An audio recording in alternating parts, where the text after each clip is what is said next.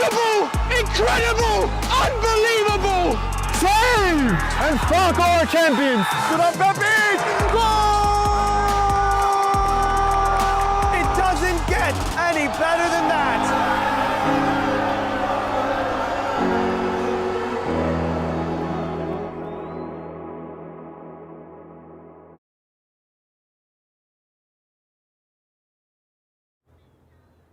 Hello everyone, welcome to the Game and Frame live stream. I'm Josh Pratt with Marlon Diaz on camera, and we're at Sousa All-In and Cohen Complex tonight for the game of the weekend in the US Open Cup third qualifying round. It's New York Renegades against Lansdowne Yonkers, and a rematch of the dramatic qualifying final last year, which had just about everything: late goals, a red card, and ultimately a penalty shootout. Oscar Rivas made history that evening, scoring the decisive penalty to send Renegades their first ever Open Cup. And that's the only previous meeting between the sides up to date. I'm sure Lansdowne will relish returning to Sousa this evening with a chance to settle the score. The Irish side are looking to qualify for the fifth Open Cup in their history. Their first qualification came in 2016, and the New York Amateur Giants made it all the way to the third round that time. Daryl Kavanagh, who at 39 years old is in Lansdowne's squad tonight, had a big hand in that run, including winning a decisive penalty against the Long Island Rough Riders and scoring against Pittsburgh Riverhounds. Renegades, a much newer force in New York soccer, but they have had an astronomical rise. They are looking to achieve back-to-back qualifications in the Open Cup. And just like their 2024 qualification path, it's been full of maximum resistance this season. Both in 2024 and this year, Renegades have had to meet four-time Open Cup winners, Greek Americans, to progress. And once again, Lansdowne have been waiting after the Greeks. The victor tonight will go into the final qualifying round, which will be played on the weekend of the 22nd of November. They will face either Zoom Snyder or Met Oval, who play tomorrow evening. We'll have that game as well on Game and Frame. And both sides tonight coming in with a lot of momentum, really big victories. Renegades achieved a miraculous win on Wednesday night. They went down to 9 men after 23 minutes in their UPSL Northeast American North semi-final. Somehow they found a goal right before half-time, courtesy of Junior Rosero, and then they held on to shut out Empire for the entirety of the second half. They ran out 1-0 winners. An incredible achievement at any level of football to do that. And Lansdowne with plenty to boast about as well. They went to their title rivals Pancyprians last weekend, beat them comfortably 3-0. It was a superb performance by the boys, and the first time they'd beaten the Pancyprians away in over 10 attempts. So a big step forwards for the side, and they are well in the thick of their APSL title race. A big factor to consider tonight is the different points each team is in their season. Of course, Renegades in the UPSL, and the UPSL has a full season and a separate spring season. So the UPSL is in playoffs. Renegades had their semi-final on Wednesday. They're going to have a final presumably next weekend. But at this point, every single game is do or die for Renegades. It's win or go home.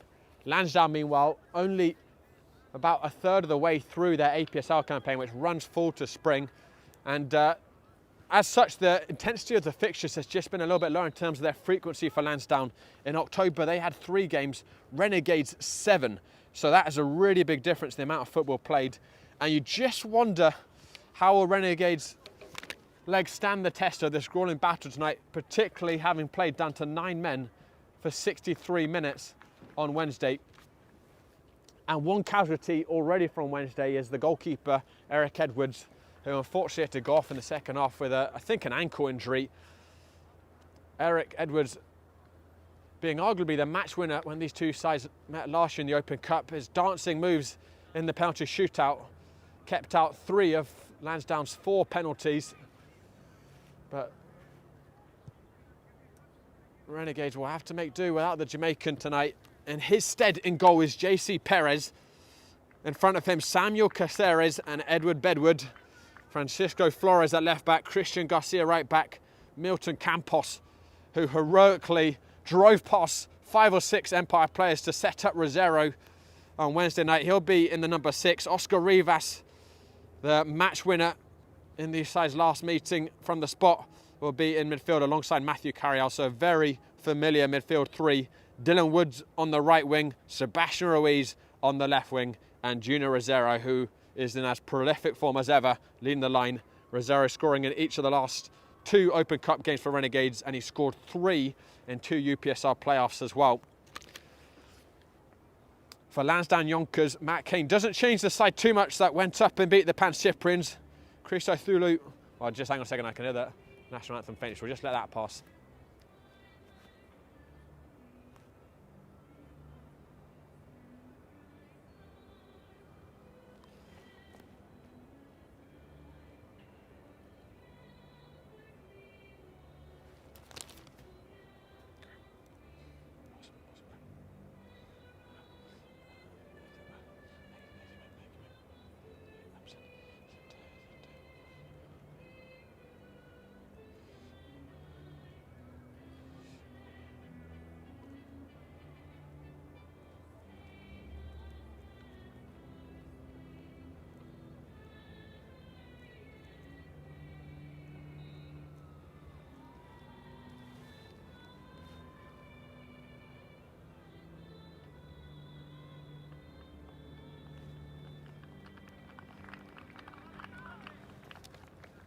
So for Lansdowne, Matt Kane is going to start with Christo Thulu once again in goal.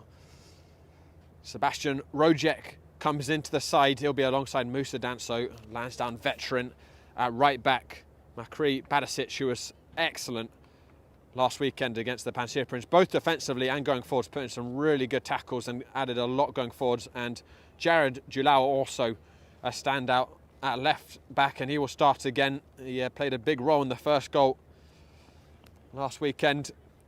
And it's the same midfield 3 as well. Aidan Bora in the number 6, John Bernardi, and the captain Seamus Keogh in front of him. And the front 3, Harry Sankey, who got his Lansdowne account underway last weekend on the right wing. Benjamin Stitz, who scored 3 goals in his last 2 games up front. And Liam Salmon comes in for Kyle Galloway, who starts on the bench.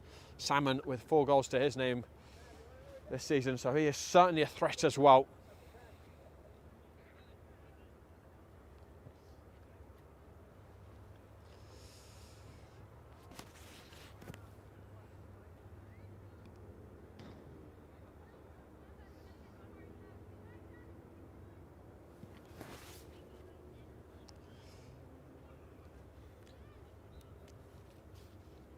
Well, the games don't come much bigger than this in the local New York soccer scene.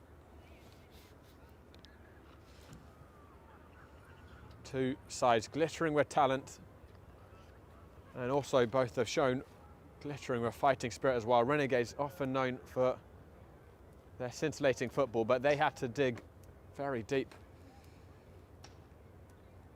on Wednesday night, playing down to 9 men for 63 minutes.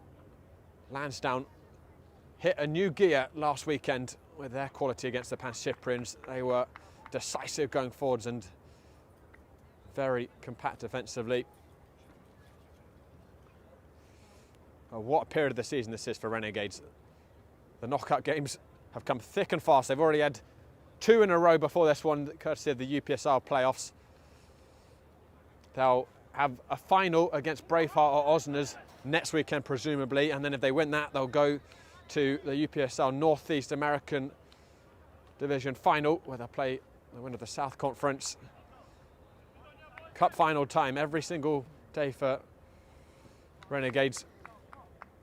It's Benjamin Stitz will kick us off here.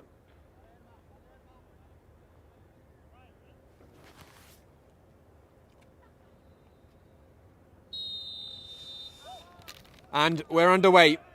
2 Goliaths meet in the Open Cup once again. Was Renegades' miracle 9-men victory on Wednesday a sign of divine intervention when they most need it in the season? Or will Lansdowne Yonkers bring them back down to earth and settle the score for last season's defeat? Strap yourselves in, folks. This fixture did not disappointing last year, it kept us on the edge of our seat, and I struggle to imagine it won't do so again tonight. Matthew Carriel, certainly the most diminutive player on the field, but also perhaps the most technically gifted. He pivots out of the tighter spaces. Very important for Renegades' possession game. There is Carriel into Sebastian Ruiz, who also played against Lansdowne last weekend for the Pan Cyprians.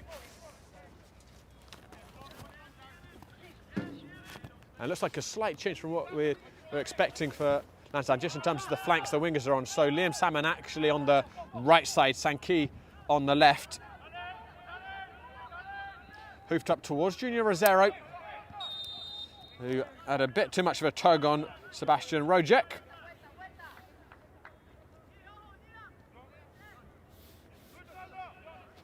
Heavy pressure by Oscar Rivas. And another free kick given to Lansdowne. Here's Keogh. Stitz with a lovely ball around the corner. Jalal and Sankey looking for a foul there. He sold the dummy and it looked as if his heels had been clipped slightly. But the referee not moved.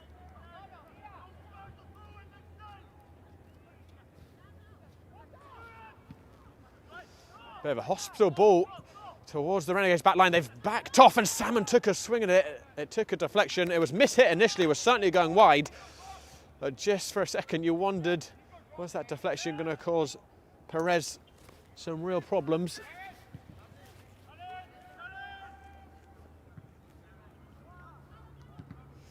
Jalal canning it into Keogh, who didn't know much about that. Recovery by Jalal.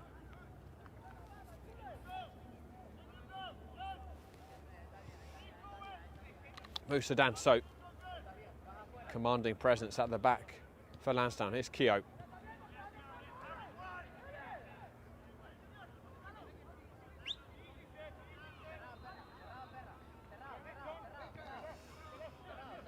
Bora gives it to Moussa Danso.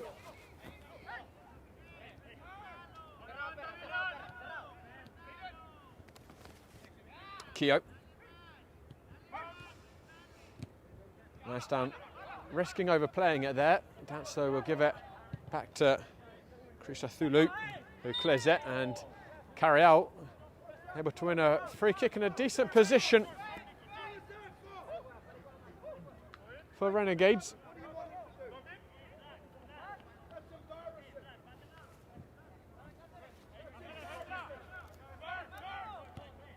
Carriel gives it short. Both these teams very possession oriented. Will try and play out of the back when they can.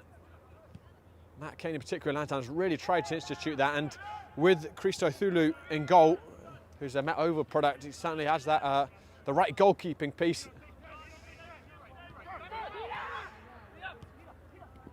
There's Sebastian Ruiz. Garcia.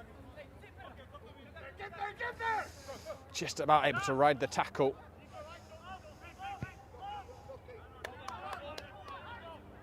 Switch crossfield, Flores. Yeah, throw-in for Renegades.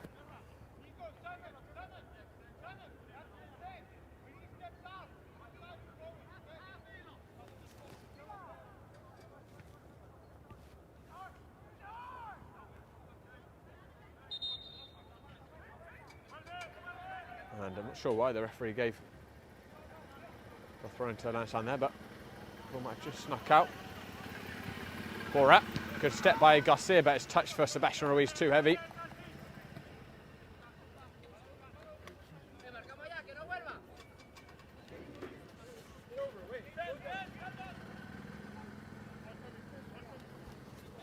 Keogh.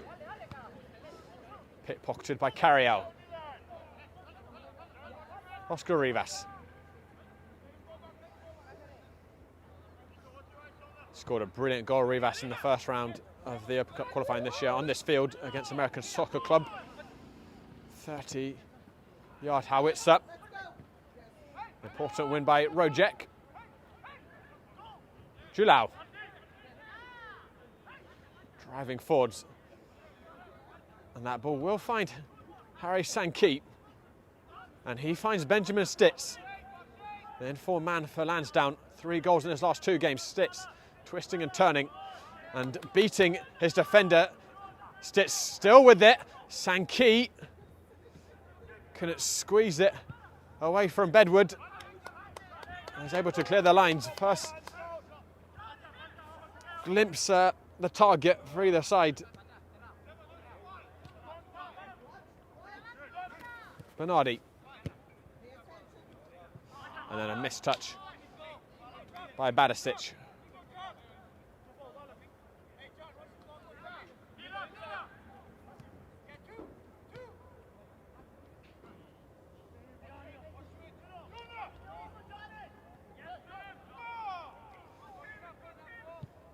Perez looking to drill it up straight to Julal though. Renegades not able to start tonight in the same breathtaking fashion they took the game to the Greeks in the second round. They scored 2 after 4 minutes. It's Lansdowne testing early. A man goes down and it's a penalty inside 7 minutes here for the visitors.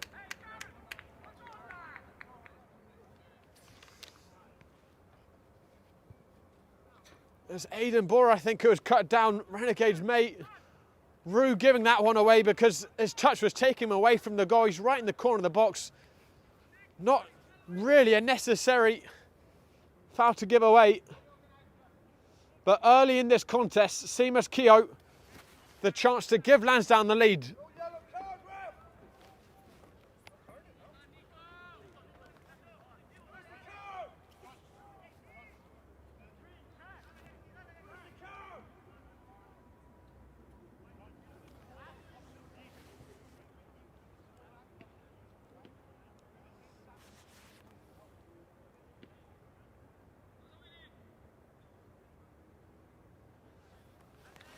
JC Perez making himself as big as he can in the goal.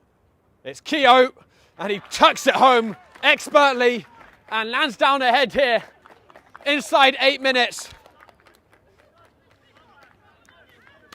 No keeper on this planet stopping that one. Keogh straight into the top corner.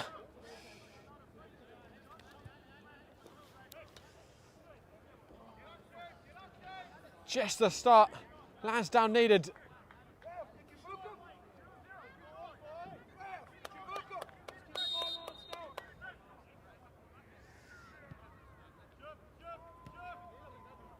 And Renegades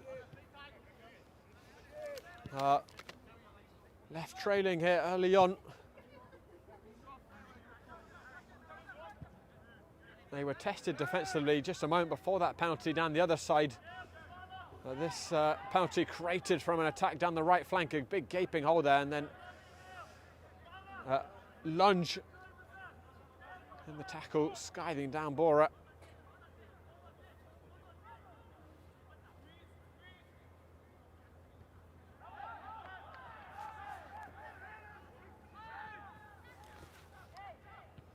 Campos out to Matthew Carriout. Garcia returns it to Carriout. Sebastian Ruiz. Low drive inside. Oscar Rivas. It took a deflection and thankfully, from a Lansdowne perspective, didn't bounce to a black shirt. Stitz tussling with Samuel Caceres. And Paraguayan holding down Benjamin Stitz.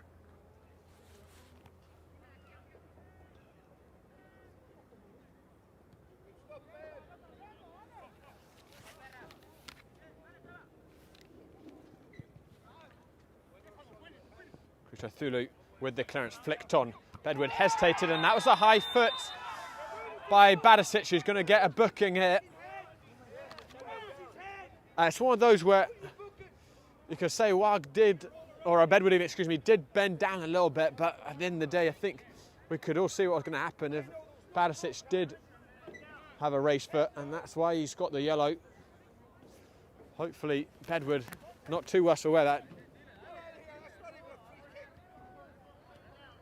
To look at impact there. So Nico Badicic the first to go into the book. It doesn't offer too many complaints.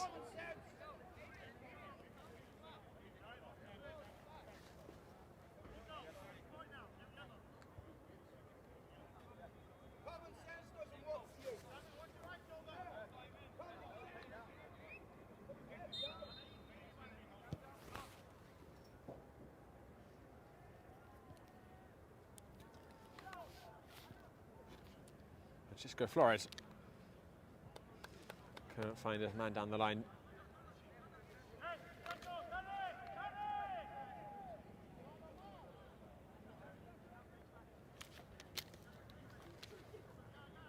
Well, have you joined us late? Lansdowne scoring inside 8 minutes here at Sousa. Seamus Keogh from the spots. Lansdowne have probably been the better side as well in these opening exchanges. A bit more of the ball. Renegades haven't really established control of the possession thus far. Perez looking on the diagonal for Sebastian Ruiz. Well watched by Badicic. Garcia couldn't keep it in.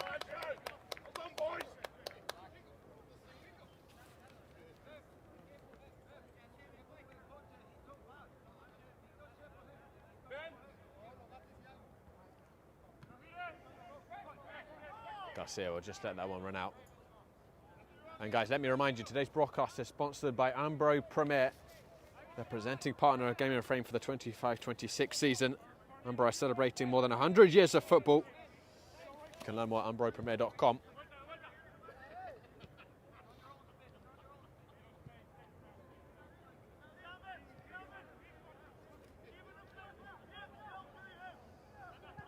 Caceres drilling it up. Campos. Rivas helping it on to Matthew. Carry out, and Sebastian Ruiz can drive down towards the byline here. Unable to find the feet of Junior Rosero. How many times have those two Colombians combined to create goals? Carry out. A little touch by Liam Salmon. Renegades thrown right by the corner flag.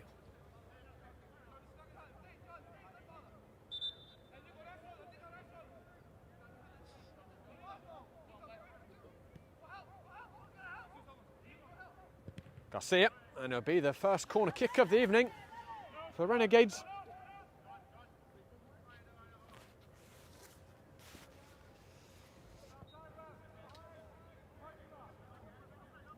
All the big guns will go up. Bedward, Samuel Caceres.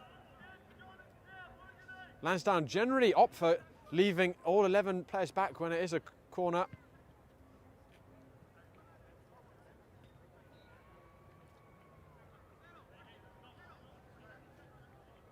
Bedward, the biggest target man for Sebastian Ruiz to aim for.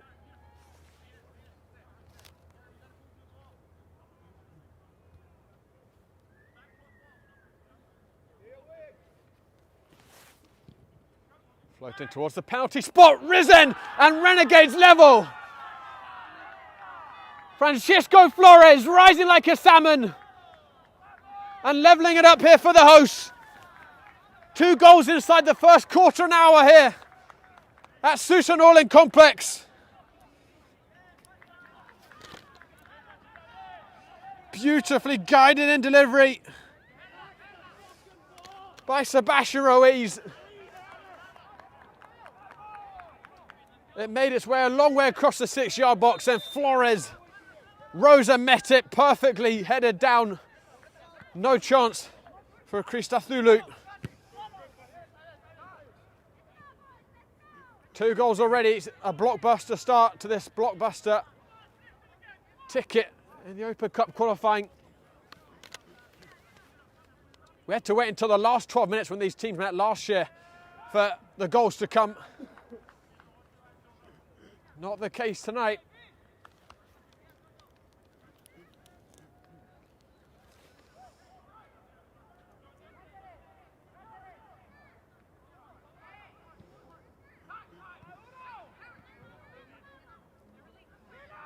Milton Campos into Carrier. How might that add some wind to Renegade's sail? It's Sebastian Ruiz.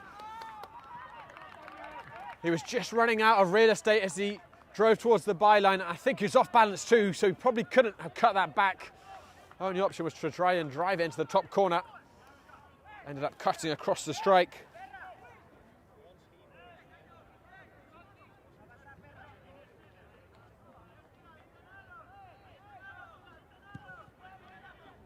Yusuf Dulo round ahead of the goal scorer Flores.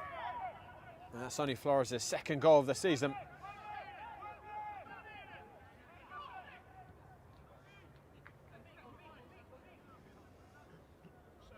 There's Bedwood. Carriel in a bit of trouble. And ended up going back to Perez. The referee gave a foul. I don't think that was necessarily the right decision. Looked as if Aidan Bora had got a touch there, fair and square. Carriel very nearly caught red-handed. That's a much better play from the midfielder that time, looking for special as well. I say that slightly overhit, and Ruiz couldn't do any more than put it out for a throw-in.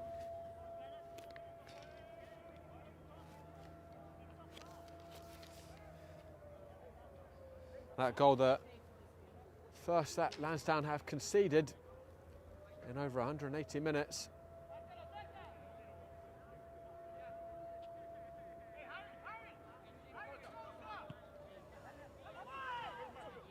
Stitz trying to bulldoze his way through.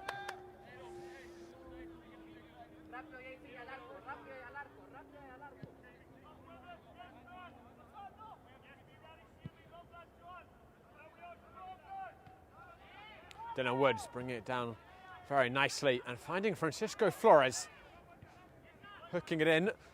Ruiz is going to get in there. He goes down. The referee took a long look at that, and you could see him deliberating for what felt like an eternity. It was just a second in real time. He ended up waving it away. Howls of protest from Renegades. Be interesting to watch it back. First viewing, I didn't think there was a lot of contact, but first viewings can be deceptive. Ruiz making his case now to the referee.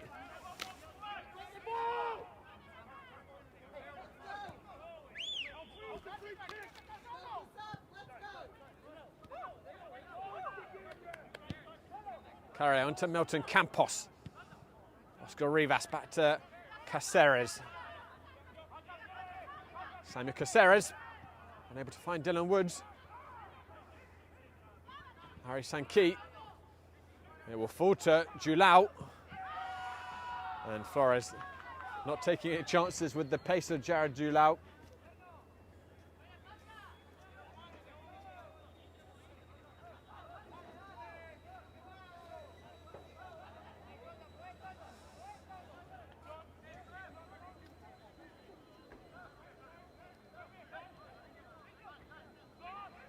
Keogh.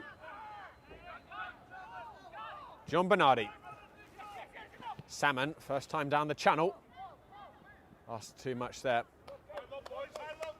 of Aidan Bora.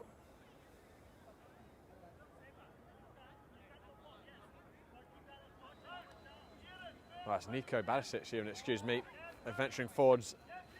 And Matthew Kane gives a lot of licence for his fullbacks, Julian and Badicic, to push forwards. And I was actually speaking with Lansdowne's assistant coach, Cameron Thacker, earlier tonight, and he reminded me that both those players, originally wingers, Badicic signed from Manhattan Celtic last season, and he scored 12 for Celtic under Cameron Thacker, who was the head coach of Celtic last year. As here comes Lansdowne, there's Julau, he's gone down, it's going to be another penalty for Lansdowne.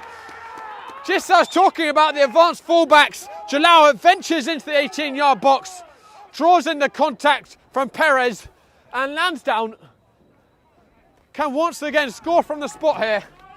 20 minutes in.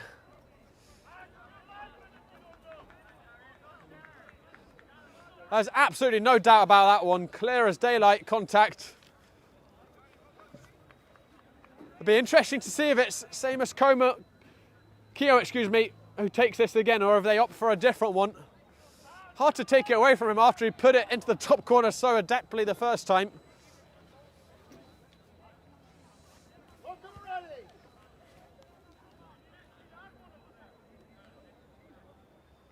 I think Renegades' only complaint can be they feel they should have had one down the other end.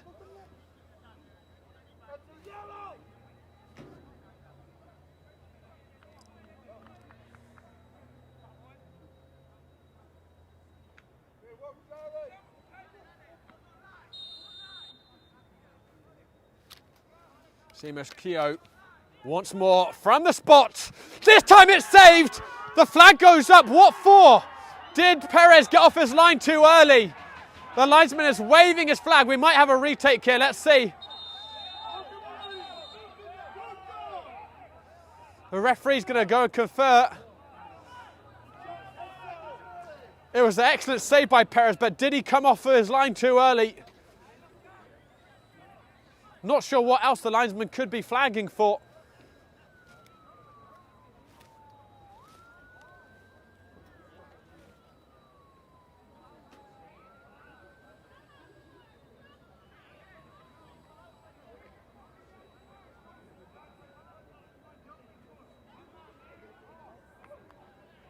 And I think this is going to be taken once again for Lansdowne. Yep. Perez judged to have come off of his line early.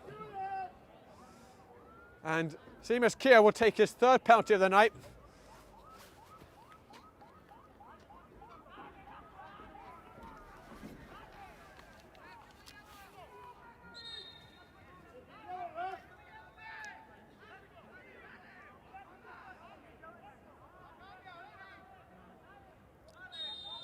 Keogh. Same side, and this time he beats Perez. Almost exactly the same spot. He put just enough power on it. Held his nerve. And Lansdowne in the lead once again. Perez still arguing his case.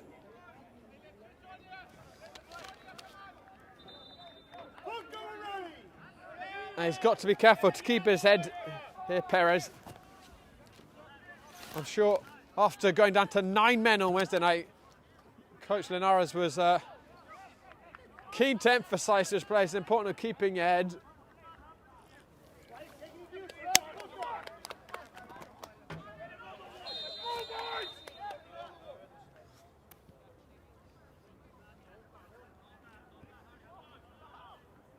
We're back where we were about 10 minutes ago. Lansdowne leading, courtesy of a penalty. Sebastian Ruiz, clever touch down the channel. Garcia, and it'll be another corner kick for Renegades.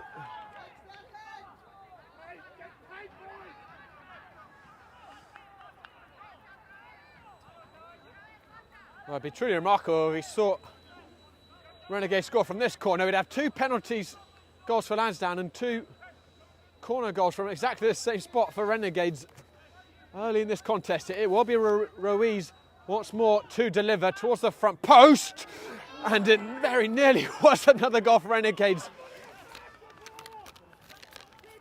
Christo Thulu made a mess of that at his near post, waited for it, and a slight touch in front of him misguided his punch, and there's Bedwood behind him who couldn't get over that ball. Very difficult for him with the ball so close to him.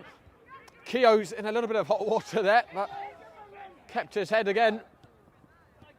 One back by Milton Campos. Bedwood with a great tackle and pass in the same function.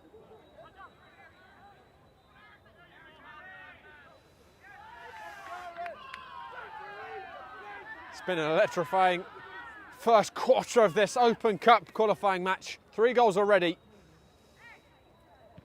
And a great tempo to the proceedings.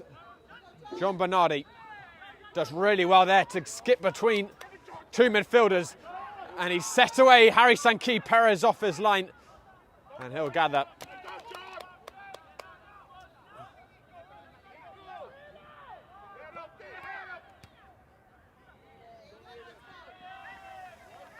Not quite the right pass by Francisco Flores into Milton Campos.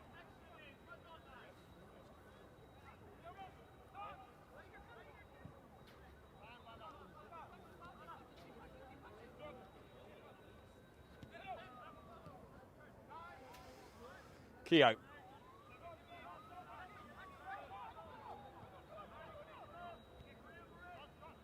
Thulu. Keogh.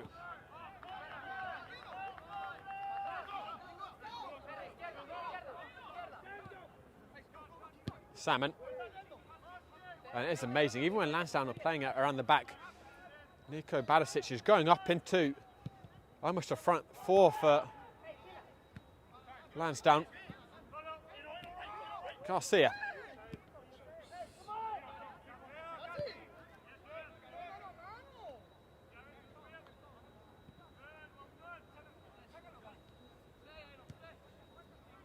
Milton Campos. Carriel's first touch let him down. Not often you say that. Oh, actually, excuse me, that was Dylan Woods. Francisco Flores. Campos. Caceres drills it down the line. One man who Renegades have not managed to get involved at all so far tonight has been Junior Rosero. Lansdowne have had a very close vigil on him.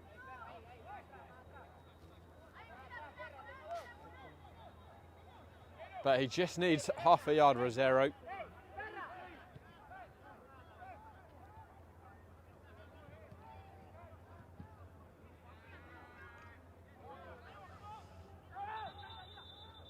Dylan Woods with a foul throw.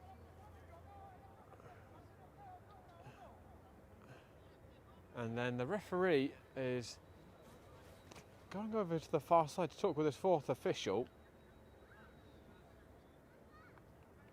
And he's heading over to Lansdowne's bench to chat with Matt Kane.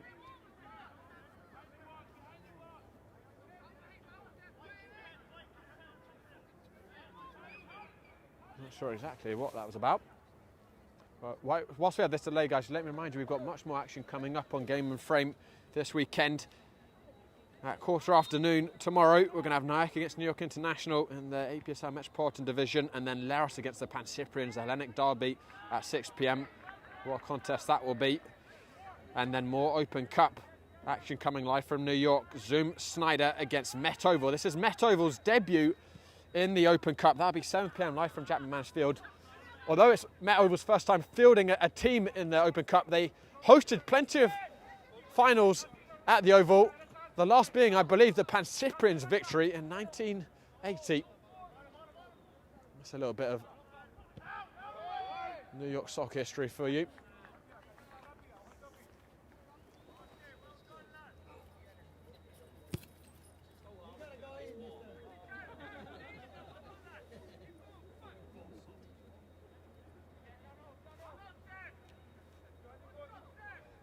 Yeah, Lansdowne thrown deep inside Renegades half.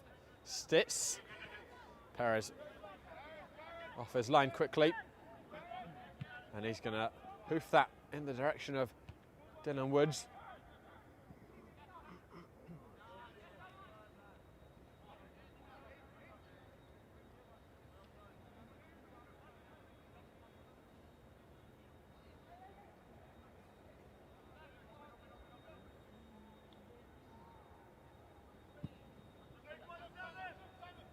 Sebastian Ruiz, what a touch that was. Carriel. Ruiz. Looking for Garcia, who has slightly shifted the angle of his run. Wasn't on the same wavelength as Christian Garcia. Sebastian Ruiz.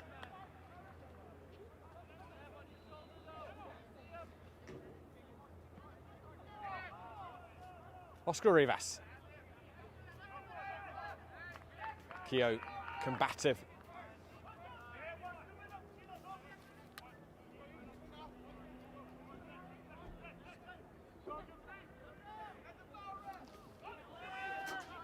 There's Harry Sankey.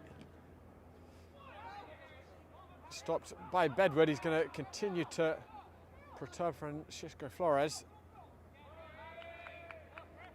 Be a throw for Renegades. Right in line with the 18-yard box.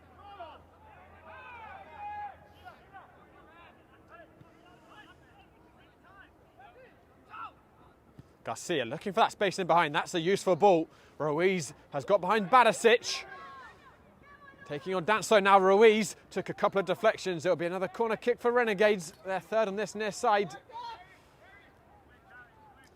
Badasic has got to be really careful not to get too tight on Ruiz, or else exactly that can happen. The ball in behind, unleashing the pace of the Colombian.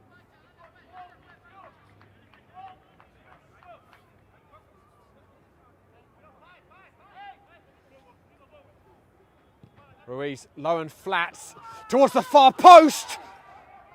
And somehow or other that hasn't gone in the back of the net. Once again, Cristo Thulo flapping at that ball. He's looked really uncomfortable with the corners thus far.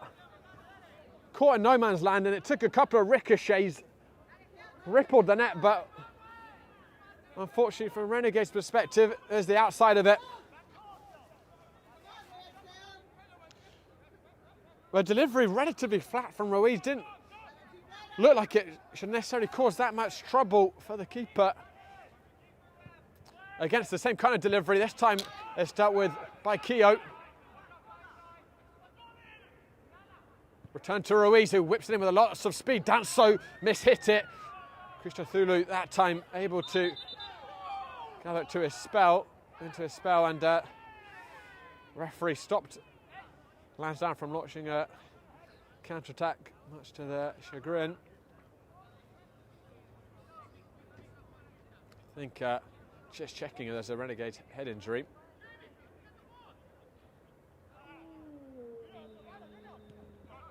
That's so into John Bernardi. Good step by Dylan Woods. But his touch going straight out to play. Lansdowne are still unbeaten this season across all competitions.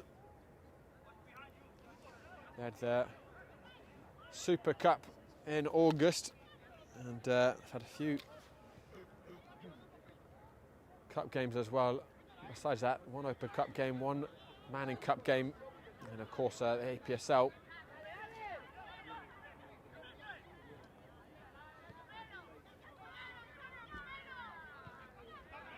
Danso.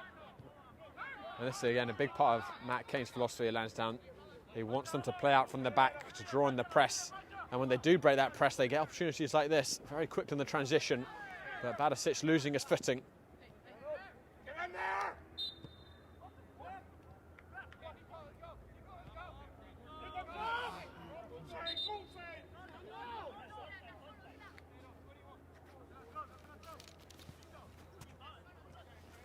11 minutes remaining in this first half. Same as Keogh has scored twice from the spot for Lansdowne. Francisco Flores for Renegades, converting off a Sebastian Ruiz corner kick.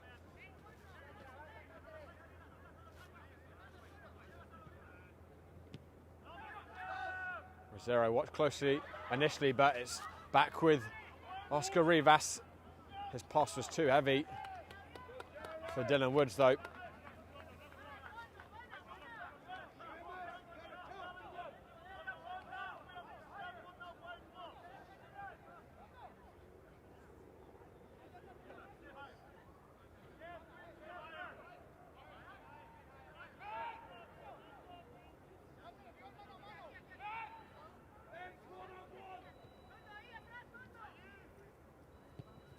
Danso to Salmon, very canny there to draw in the foul.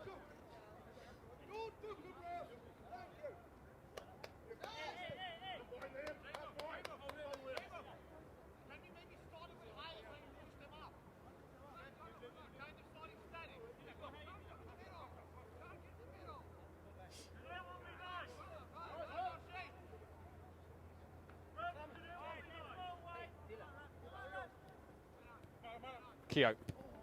A little bit too tight there, Sebastian Ruiz. Junior Rosero. Carriel, this may prove costly for Lansdowne. Carriel back into Junior Rosero. Junior Rosero! Straight into the hands of Christo Thulu. The roving Colombians' first chance of the game. He was almost going away from the goal with his first touch, but such is his confidence. He took a strike and he caught it decently, but straight down the hands of Christo Thulu. Same as Keogh is down here on the near side and perhaps in a little bit of bother. It must have been the afters after his path. Someone maybe had his pass. Someone might have had some contact with him.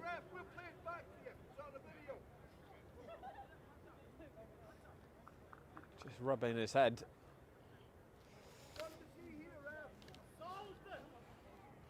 Whilst we have this pause, let me remind you at half-time we're going to be showing our October Goal of the Month nominees, 13 of them,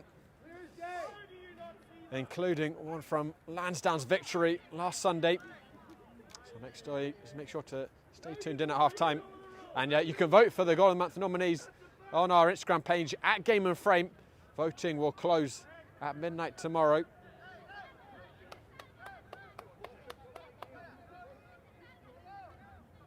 Keogh thankfully back on his feet, looking not too worse for wear.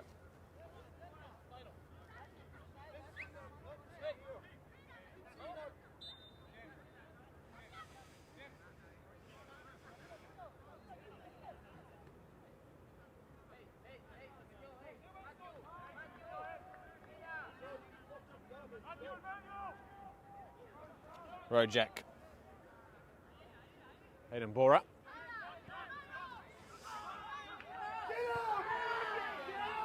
Bernardi able to turn away, and I think might be Woods who's crumpled on the ground, or actually a carry out up to his feet gingerly. The Lansdowne faithful not sure exactly sending him a sympathy card. And he's back moving freely again. Carry out. Garcia.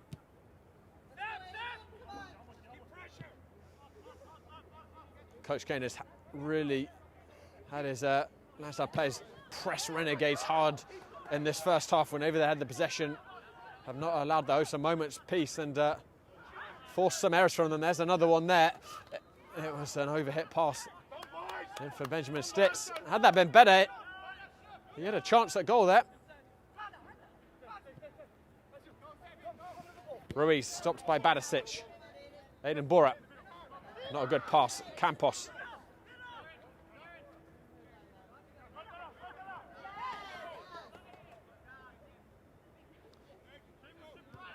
Edward. Matthew Carriel. Ruiz is on his bike. The race is on between Ruiz and Danso. And Ruiz has won it. He's lofted it back inside. And Dylan Woods misjudged the bounce. It's the third penalty of the evening. And the referee... Just for a second, I thought he was going to reach for his cards. Dylan Woods getting a shove in the back as he went for that header. Christo Thulu caught in no man's land. Ruiz with that electrifying pace, doing enough. And 5 minutes before the half-time, are we going to see our fourth goal of the night and the third from the spot?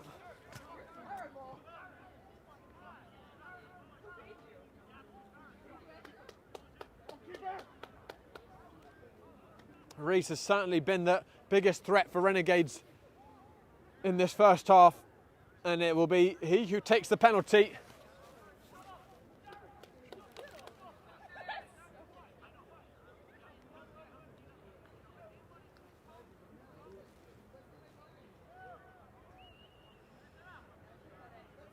The Colombian who set up the first one, now with the chance to draw Renegades level once again. Ruiz sends Christo Thulu the wrong way, and it's 2-2.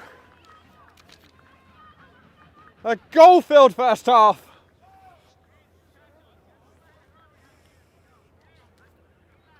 And Ruiz has been the player of the half for Renegades. Just stroked it home. Okay, Christian Thulu, the eyes. You cannot take your eye off this one for 1 second, ladies and gentlemen. Still got 50 minutes to play here of game time. And of course, if it does end up level, which is a big if, a long way to go, we'll go to extra time. You would back Lansdowne if it went to extra time with the amount of fatigue that Renegades are dealing with. Having played midweek down to 9 men for so long, and again, the game differential between the two sides in October. 7 games for Renegades, 3 for Lansdowne.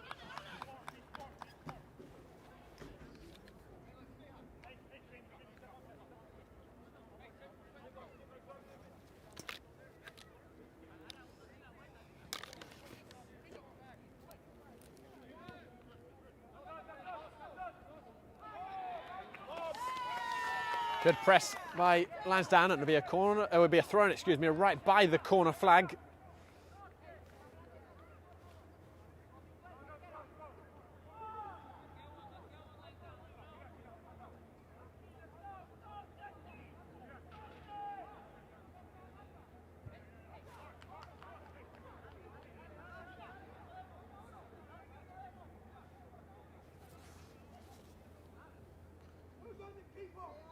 It'll be the captain, Keogh, to take it.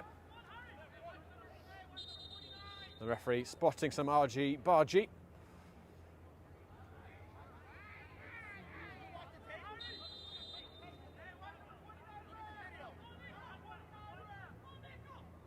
It's going to be an outswinger now from Keogh. Lots of pace on it. Came off of Stitz, who didn't know necessarily a lot about that. Another ball coming in towards the far post. Danso! 3-2! This first half continues to twist and turn. Lansdowne in the lead for the 3rd time. Musa Danso at the back post. The unlikely fox in the box. He won't score much easier than that, but they all count in the end.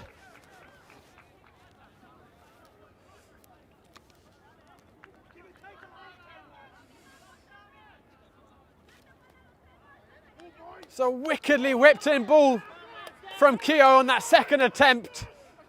Caused havoc in the Renegades back line. Took a few touches before it reached Danso. And then I think it came off his shins initially, and then he was able to finish at point blank range.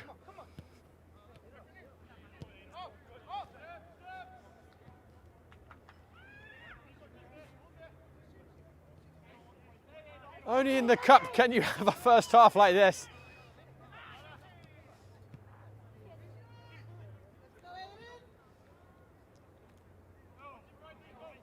If you skip trick-or-treating tonight to watch this game, you made the right choice, ladies and gentlemen. It's Sebastian Ruiz. He's got Barisic one-on-one. Ruiz, low. Rosero off the crossbar. Rosero nearly cleaving the woodwork in two. He got as much power as he possibly could behind that. Just couldn't quite keep it down. Nearly had 3 goals in 3 minutes here.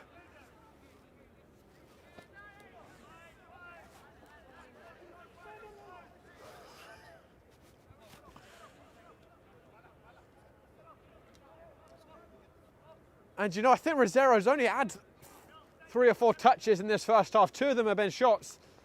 Both of them has caused some trouble. That one, I think, certainly had Christo Thulu beaten.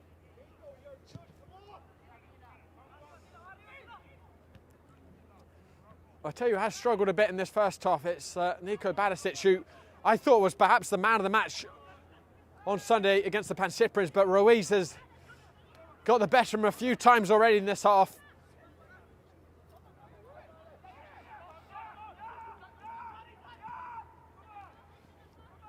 Julau, there's a slip, and Harry Sankey can drive forward. His touch was too heavy.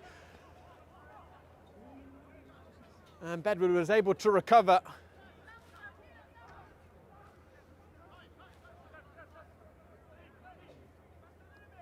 Keogh. Bernardi sweeps it out to Liam Salmon, who tried to waste time. And Garcia with the slightest nudge in his back.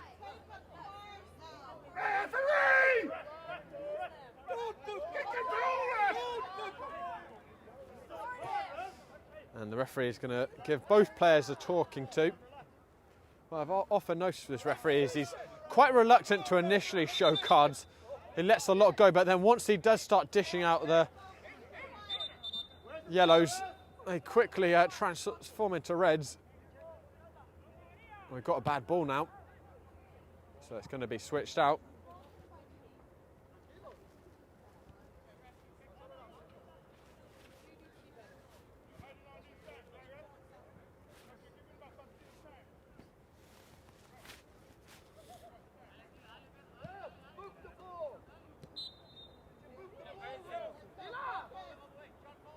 Junior Rosero. Garcia got caught late there. Bernardi, I think, feeling he made a meal of that. And as we go into our second minute of stoppage time, the temperature's beginning to rise. Perhaps everyone could do with just a little cool down. Half-time break.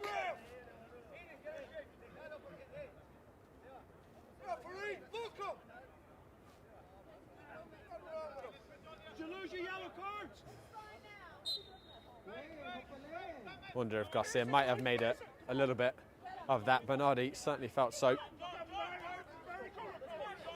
Ruiz. Able to just about retain the ball. Bedwood. Carry out. Look at that Lansdowne press. Oscar Rivas will come away with it. Caceres. And this is the downside of the Lansdowne press. They left a lot of players forwards. Ball intercepted before it could reach Flores. Judao kept it in. I'm not sure if that was the best option, though.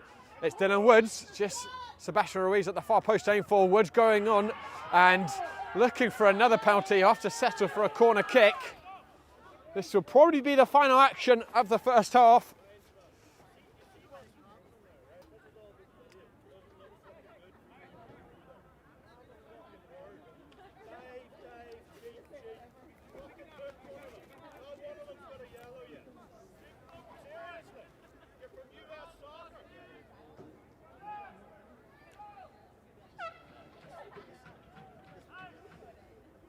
Woods gingerly making his way back to the feet.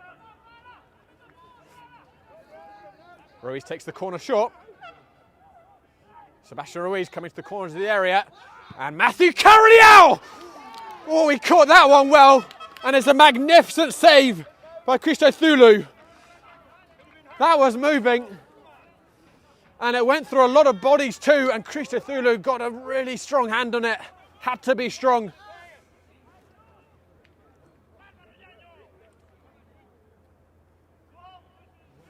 More defending for Lansdowne to do at the stroke of half-time. Ruiz towards the edge of the area. That was not a good corner. And Keogh will bring this forwards. Force back. He will drive it cross-field towards Benjamin Stitz. It's missed by Flores. It's Jared Julau. Julau! Fantastic tackle. Lansdowne furiously appealing for a handball. It was Bedwood who dove his way in. End to end in the final minutes of this first half. Don't want it to end, really. 5 minutes of stoppage time have been played now. That was a big chance for Lansdowne. They had a numerical overload. It was the desperate dive in by Bedwood. They got the job done.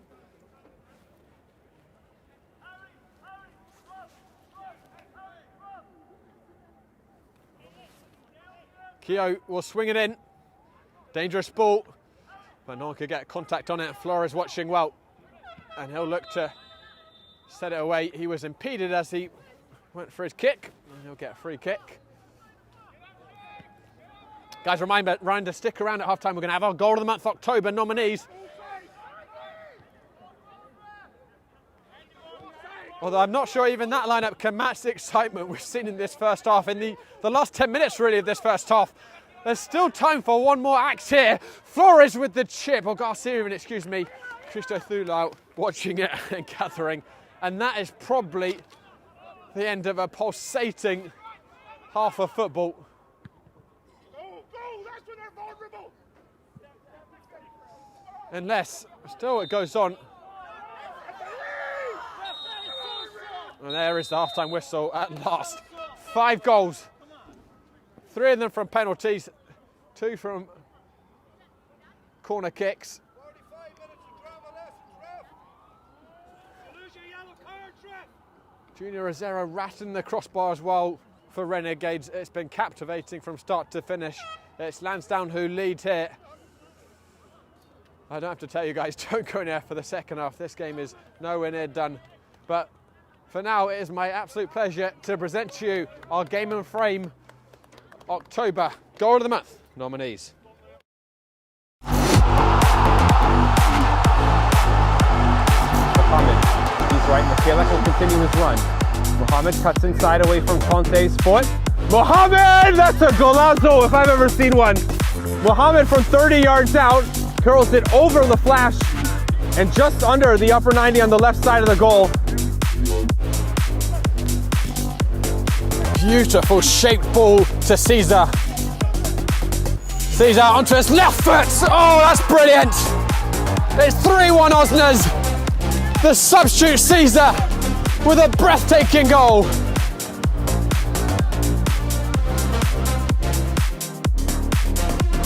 But now he's out of position. Brought in Oliveira.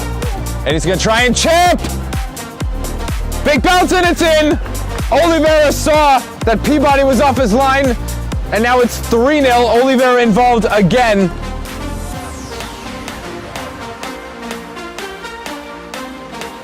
Almost on the counter. Vaclav there to prevent that from happening. Now Mikkelsen looking for number 8. Mikkelsen takes on the keeper. What a finish! Waiting for the signal from the referee, and Mikkelsen finds the 8th goal of the match in stupendous fashion, taking on the keeper. To do so, here's Gonzaga. He goes for goal! And it's in! Philadelphia Heritage 3!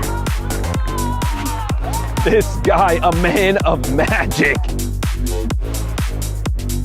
That tight space in the side of the field there, but it likely won't really result in too much. Lighthouse passing the ball back and forth, and it will be in!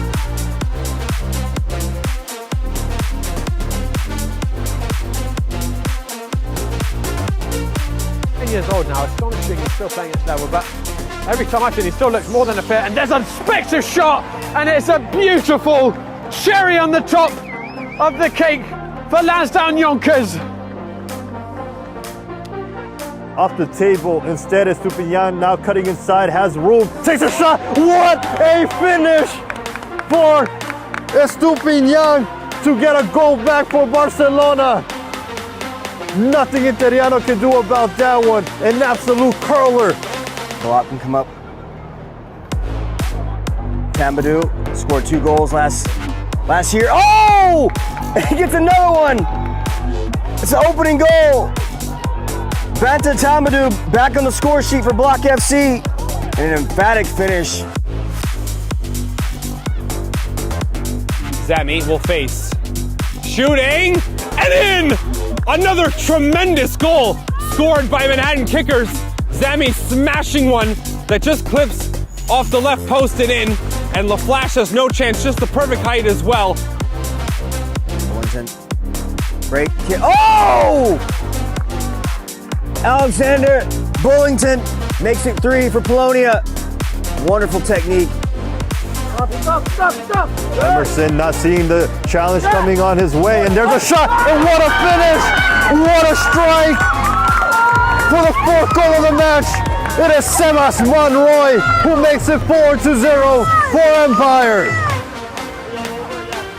Sangari winds up and sticks it!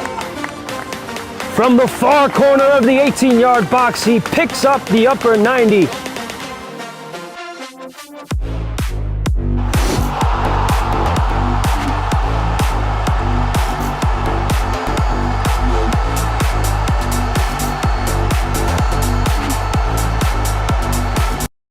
From soccer fields across the USA to the legendary stadiums of Spain and Portugal, for 40 years, Petrobax has been the go-to expert for group travel to Spain and Portugal. We organize soccer group trips from start to finish, flights, hotels, transportation, and guided tours, all perfectly coordinated by our experienced team. Your trip can include attending La Liga and Portuguese Primeira Liga games, matches against local teams, pro training sessions, and even tournaments. As true experts in Spain and Portugal, we'll ensure you also experience the rich history, vibrant culture, and incredible food these countries are famous for. Celebrating 40 years of crafting unforgettable journeys to Spain and Portugal. Petrobax, your team, your passion, your trip to Spain and Portugal starts here. My name is Austin Brummett. I'm a men's soccer player at San Diego State University and I play forward. The Salt Air Case helps block odor from my cleats when I'm driving in my car or when I'm keeping my cleats inside my house, so I don't have to worry about it stinking up my room. It helps me keep track of my cleats and my shin guards so I know that they're together and I don't have to worry about tracking them down or losing them or stressing out about where they are. I would definitely rock this, walking to the games, walking around to my trainings. And it's super helpful for travel. When I travel in the airport to go to away games, it's not going to stink up my backpack or stink up the plane where I'm sitting.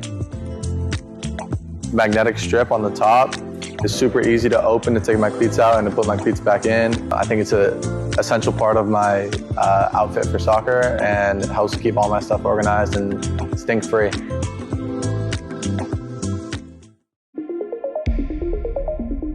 A quality highlight reel is crucial for college and pro recruitment.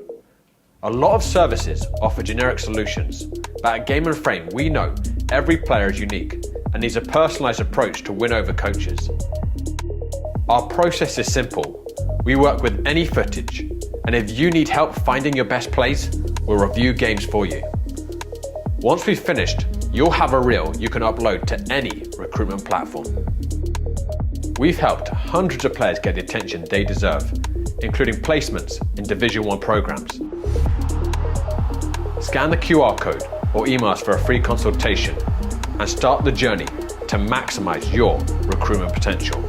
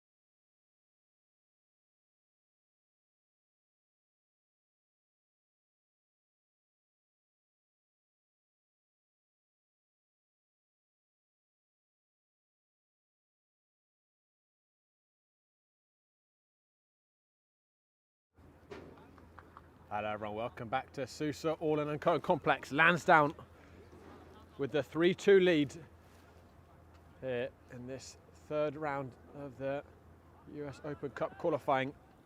And the visitors have made one change. Nico Badasic making way for Eddie Speed. Badasic was having a torrid time against Sebastian Ruiz. Certainly not the first player to struggle with the rampaging Colombian.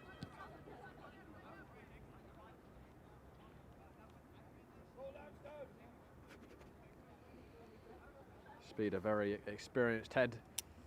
Looks like a straight positional switch.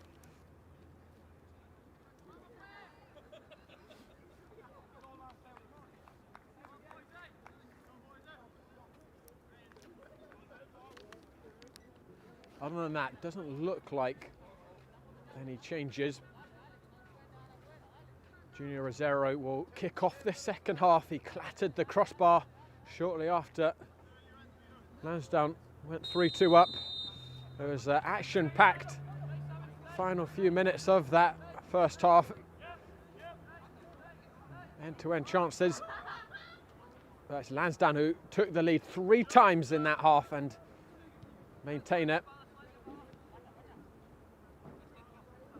I think probably the biggest concern from Matt Kane's perspective will be how to contain Ruiz, who really had the run of things down the left side in that first half, and got an assist and converted from the spot and nearly set up Junior Rosero when he hit the crossbar. Dylan Woods has been kept relatively quiet on the far side. But here is Dylan Woods. Rosero looking cross-field. Eddie Speed with his first touch. And it's a bit of an awkward one, and he got away with that free kick. Oscar Rivas diving in.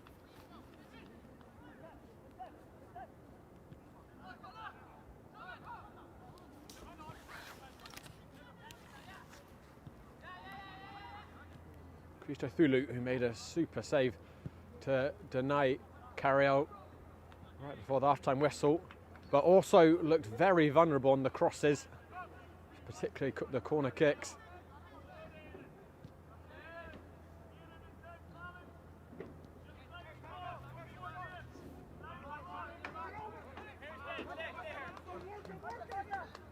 Caceres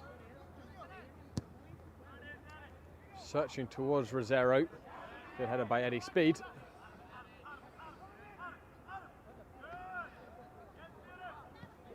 Milton Campos. Ruiz helping out Campos and keeping possession well for Renegades.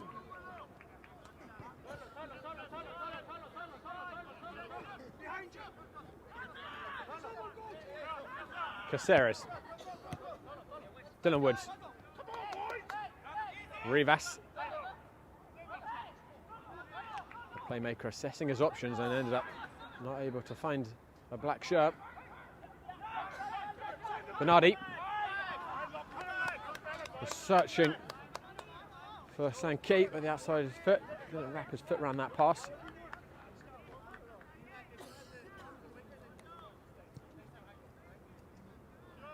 Bedwood. Next goal in this tie crucial. If it comes to Lansdowne, Renegades have got a very steep hill to clamber.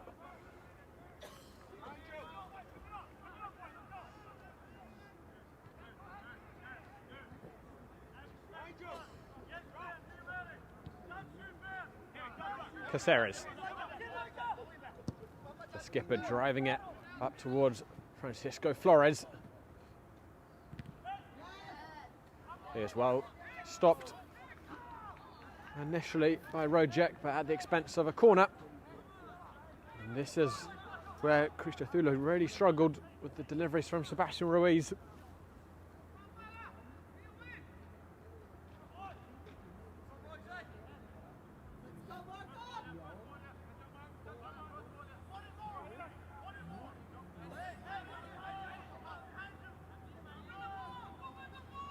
Ruiz, flat drilled it, ball in again.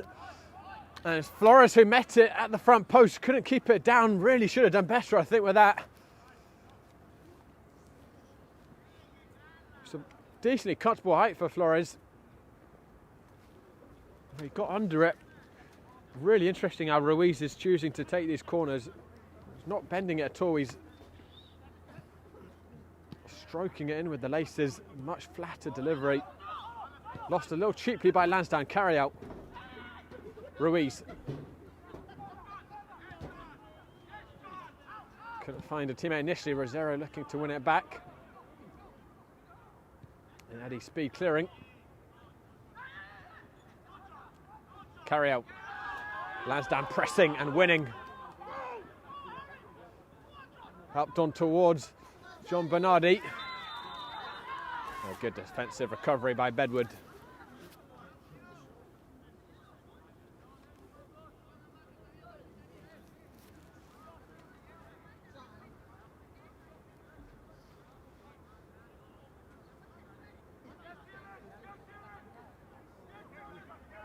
Garcia.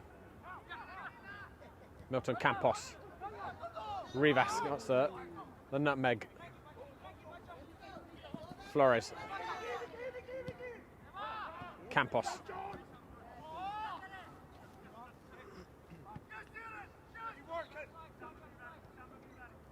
Carry out. Sebastian Ruiz. Milton Campos tried to force that out to Flores. Harry Sankey will shepherd that out easily enough.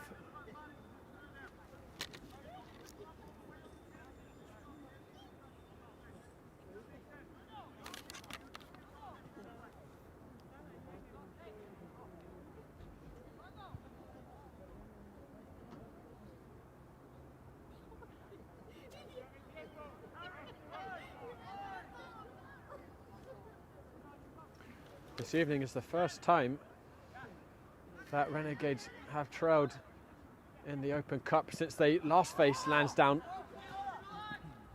in the 4th round in 2024. The man who equalised things for Renegades that evening, Solano, not in the squad this evening.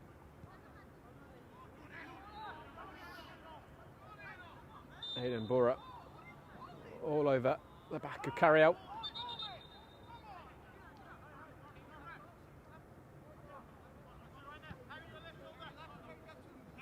It's been a more settled start to this second half after the frantic pace of the first. Danso, clever reverse ball. Keogh does really well. It's Eddie Speed. He finds Benjamin Stitz. Stitz onto his left foot. And Perez wasn't certain which side of his post was going. Got a touch in it. I don't think it was necessary, and it will be a corner kick. He's adamant that ball had already gone out before he touched it, as I'm sure you can see.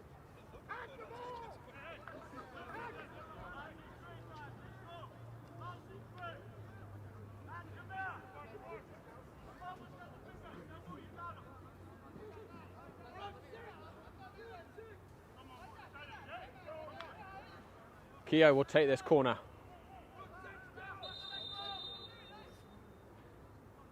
Referee, once again, just setting the tone for some of the off-the-ball pushing in the penalty area.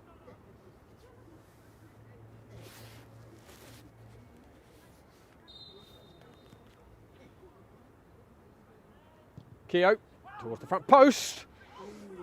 And that nearly squirmed under Perez. Not sure if anyone touched it before it reached the keeper. There was plenty of bodies around there. Perez finding Sebastian Ruiz marvellously well, and there's a little tug on the back of Ruiz, and we're going to see our second yellow card of the night, I imagine. It's going to be shown to Liam Salmon, excuse me.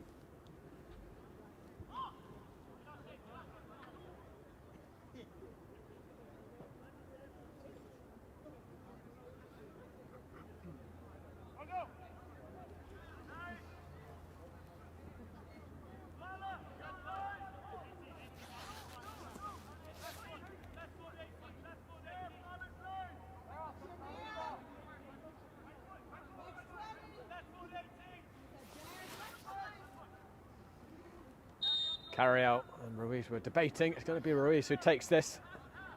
Why would you switch it up with the quality of deliveries he's put in so far tonight? That's the commentator's curse right there. That was not his best. Carriel, clever flick in towards Sebastian Ruiz. The Colombian will come into the area. Ruiz, Dancer with a touch to the front post, still in the area. Dancer recovering quickly, and he'll win the free kick and respite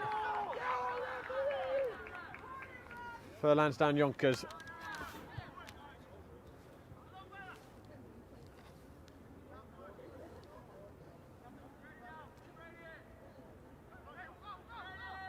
Bernardi. That's into Bernardi, and there'll be another free kick for Lansdowne. Howl of frustration from Oscar Rivas, and Bernardi not particularly happy with that tackle on his heels. Guys, tonight's broadcast sponsored by Umbro Premier, who are celebrating 100 years of football. You can learn more at umbropremier.com. Big thank you to them for being the presenting partner of Game and Frame in the 25-26 season. Ruiz.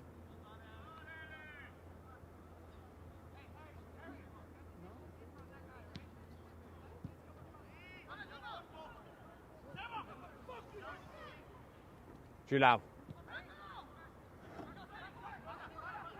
Christo Thulu. Back to Julau.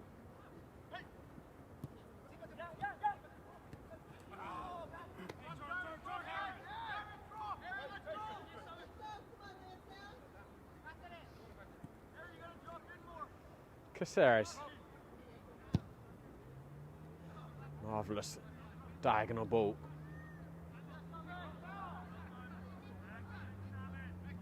Ruiz.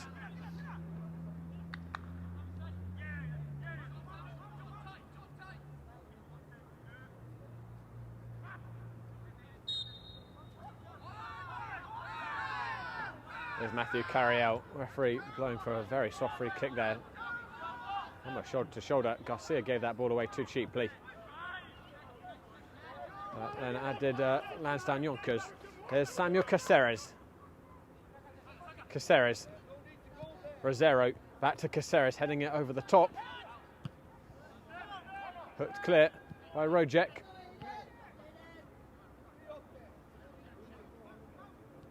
Carriel.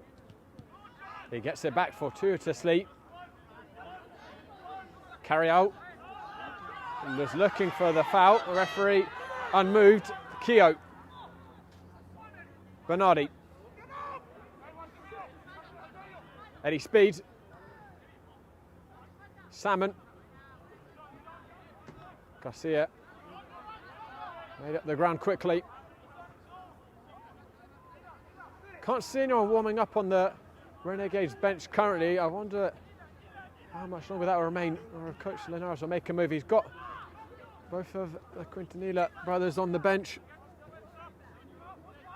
Henry Martinez too, all useful forward players.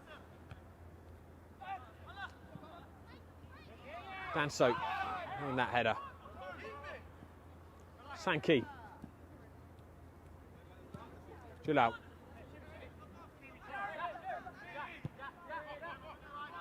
To Rojek. Thulu. Eddie Speed. Slightly overhit that pass. And it's lost here. John Bernardi wins it. He's around Perez. Bernardi. Oh, it's saved on the line by Bedward. How priceless might that moment prove to be for Renegades? It's a horrible error initially at the back by the host, but Bedward recovering fantastically well. And here they come at the other end. Francisco Flores got his first touch. All messed up. Rivas. Bernardi with his head in his hands. He knows what a big chance that was. He did the hard part. He got around Perez. Just had to get it either side of Bedward. But Big Ten, with a Herculean effort, spread himself, gambled, and keeps it at just a 1-goal margin.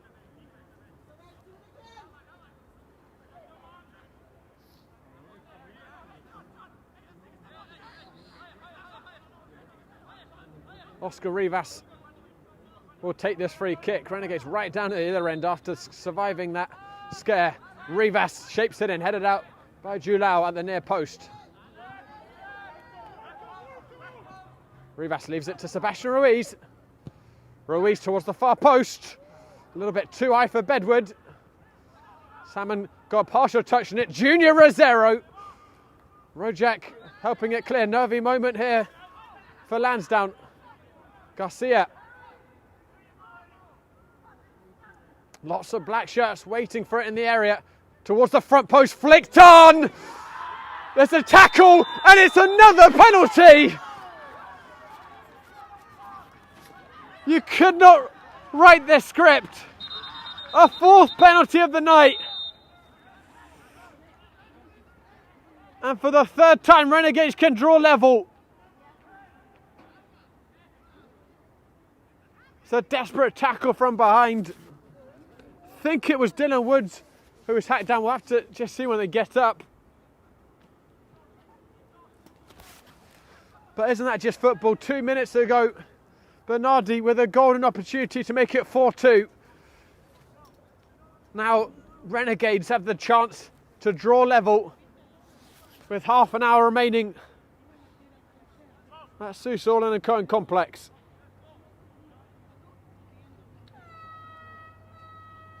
You know, I think it's actually Milton Campos on the ground in a heap. It's a scathing tackle from behind. And he might be in some trouble here, which is certainly concerning for Renegades. It's their engine room in midfield.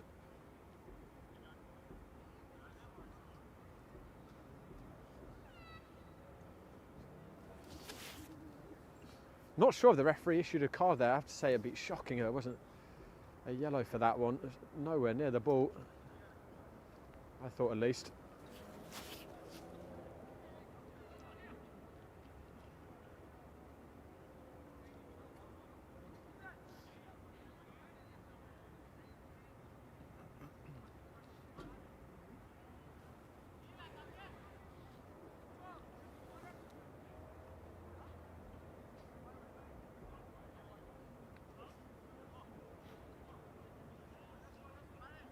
You know, I think it is actually Dylan Woods limping off. And it's Sebastian Ruiz, again from the spot.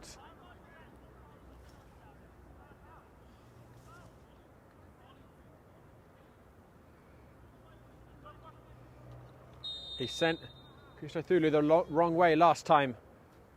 Ruiz. This time Christodoulou guessed the right way, but Ruiz with the power and placement. And for a third time, Renegades draw level. Ruiz twice from the spot tonight. Keogh twice from the spot tonight.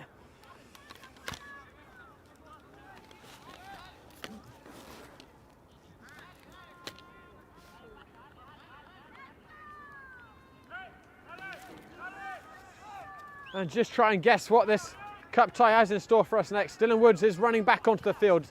Matt Kane is going to make his second change. Sankey withdrawn.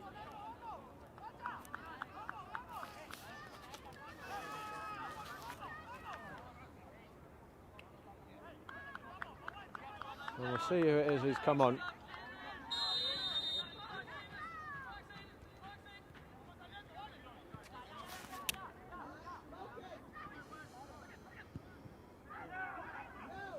I think it's Ethan Homler who's come on this left side. Here comes Renegades again. Ruiz just overran it.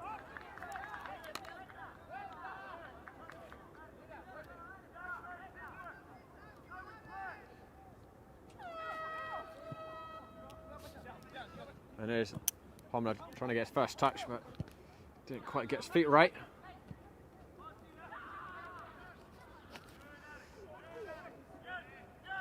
Ruiz finds Milton Campos. Carriel dinking it over the top. Christian Garcia's got options here. Garcia Rosero. It came at him very quickly and he couldn't get his feet sorted out.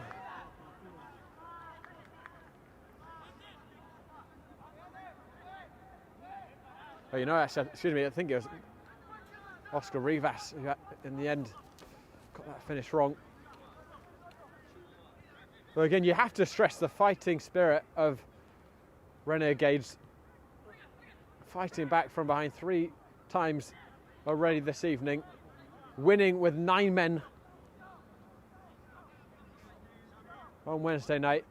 And after all the football they played in October, they still appear to have plenty of juice left in the tank for this cup tie that hangs on a knife edge. Dylan Woods, who looks recovered. And Woods, the player who was fouled for both of Renegades' penalties. And both times, if he wasn't, he probably would score a certain goal. So he might feel a tad rubbed in that sense. Here's Junior Rosero. Rosero, expected shot. We've seen him score from that range, but a couple of feet wide on that occasion. To say we've seen him score from that range is an understatement. We've seen him frequently score from that range and often further. A little bit loose. They're playing out the back from Lansdowne, who are looking a little rattled after Renegades have equalised once again.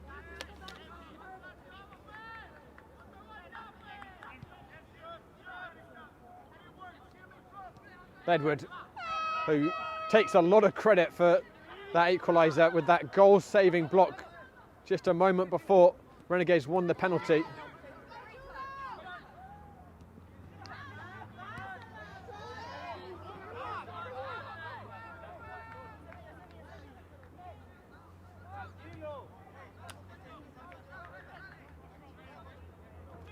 Bedward. Campos.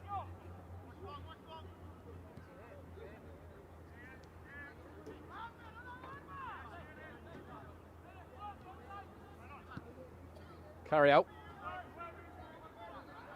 Edward to Garcia. Renegades just struggling a little bit to find their way out from the back. And Carriel's turned into trouble. It's Benjamin Stitz! Saved by Perez. Rebound's going to come to Keogh. Sets it back. And Carriel desperately hacks it clear. Renegades playing themselves into the hottest of water. Carriel, the man most relieved there. The shot from Stitz took a deflection which took some pace off the ball, and Perez was able to palm it away. We are going to see Renegades' first change shortly, but I think Coach Linares is going to wait until this corner kick is taken. Follow the golden rule, never make a substitution when defending a corner. Keogh once again in charge of the set piece. Comfortable clearance by Campos. Aidan Bora.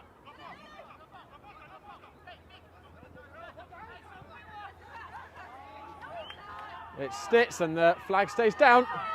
Well, Roger Keevan fizzes it towards the near post. Palms back in and hat clear by Christian Garcia. Rojek, the centre-back, got a lot of fizz behind that strike.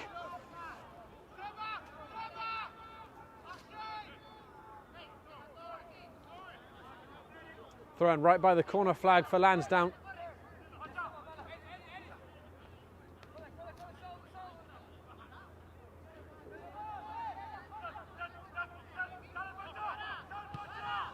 Homla. Eddie Speed looking for that diagonal, and Flores was caught mid-jump, accidentally, to be fair, from Bernardi, but nonetheless a foul. And I believe we will now see Renegades' first change. With about 22 minutes remaining in this second half. And of course, if it is level at 90, we're going to extra time. And it's Nicholas Vidal, who's a recent addition to Renegade squad, who I've been very impressed with each time I've seen him.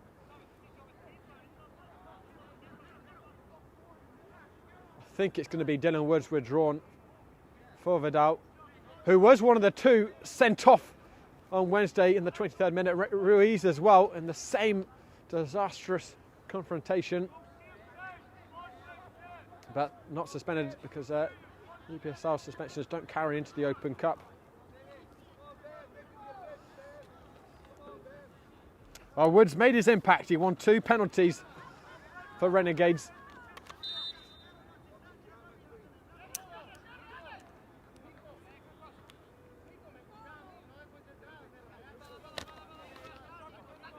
And I think Vidal has gone to the centre forward position. We'll just see where that ends up shifting up. Rosero had drifted to the right. Okay, Rosero is going to be in the centre and Vidal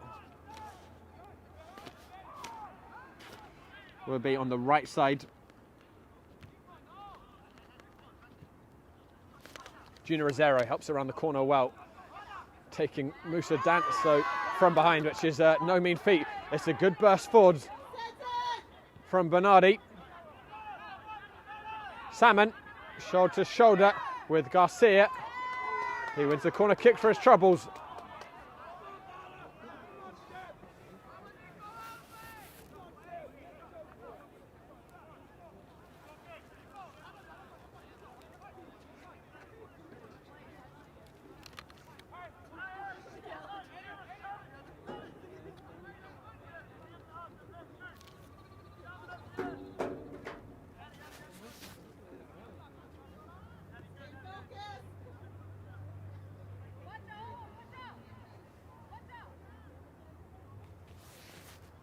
Keogh towards the front post once more, and again dealt with, this time Bedwood there. Eddie Speed. Wild cross in.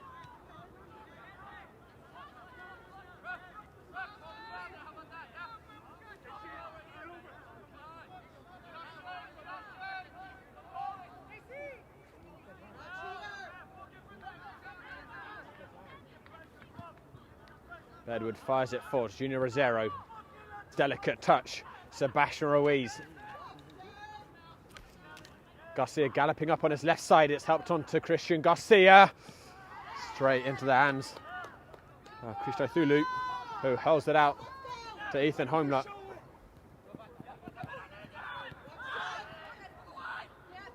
Bernardi holds off the attentions of Vidal. Homeler. Francesco Flores with an inadvertent touch to Stitz. Stitz coming into the area. What a tackle by Caceres. And again, brilliant by the Paraguayan.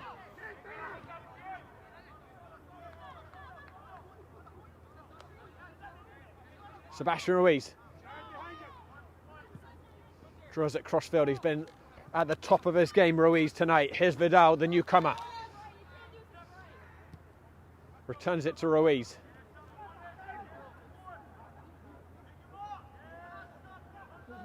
Ruiz, Campos, the pass was asking a lot of Campos, who gave away, but back again with Renegades, who have had, I think, overall more of the possession in this second half.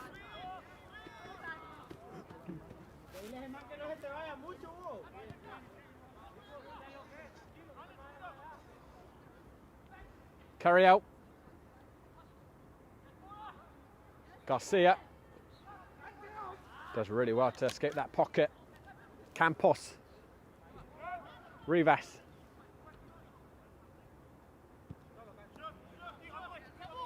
Samuel Caceres. Caceres with an incisive pass. Francisco Flores danced over that near post. It was awkward for the big centre back. And it's a corner kick for Renegades.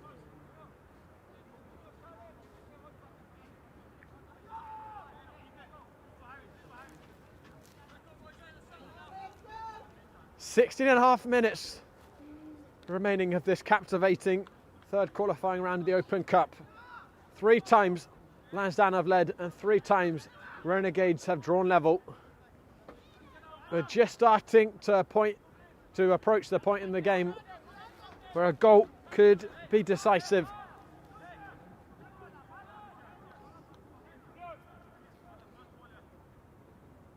Once again, Lansdowne with everyone back, and once again it will be Ruiz to drill this in towards the penalty spot. An attempted bicycle kick there. Good recovery by Oscar Rivas. Carry out. Good ball to Ruiz, who got his first touch in a muddle.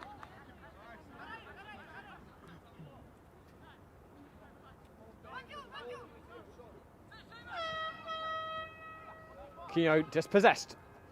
Carry out. Campos. Carry out. Rosero. It's Ruiz. Tees across the 6-yard box. Vidal tries to sneak it back in. Danso on the ground with an important clearance. I think he might have nearly turned that into his own net on the first attempt. Musa Danso. And this ball might stay in at the other end.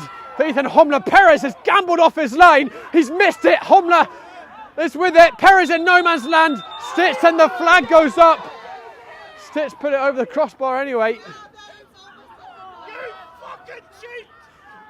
And Linesman, a brave man with these Lansdowne fans on the near side.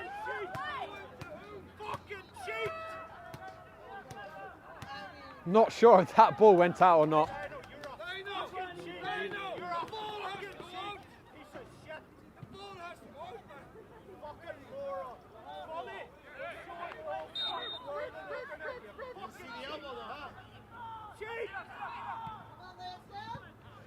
Put into Rose Z by Bedwood.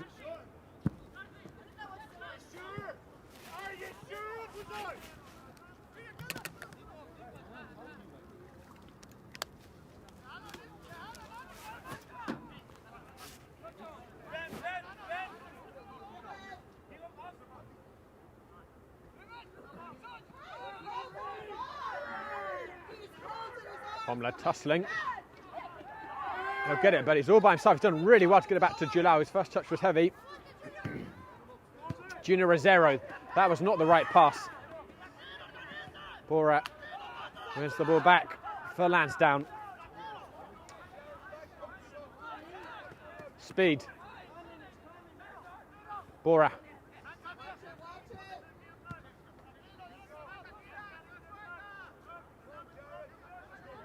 Danso.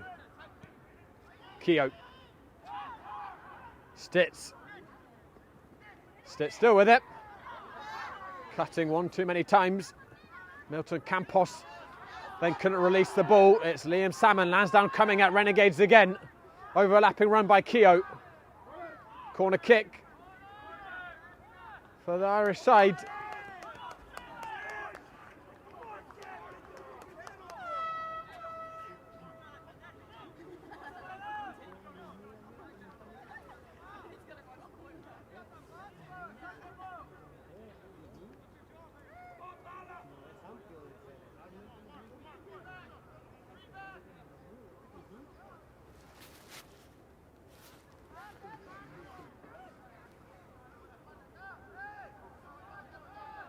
Nerves beginning to jangle here as we move into the final stages of normal time.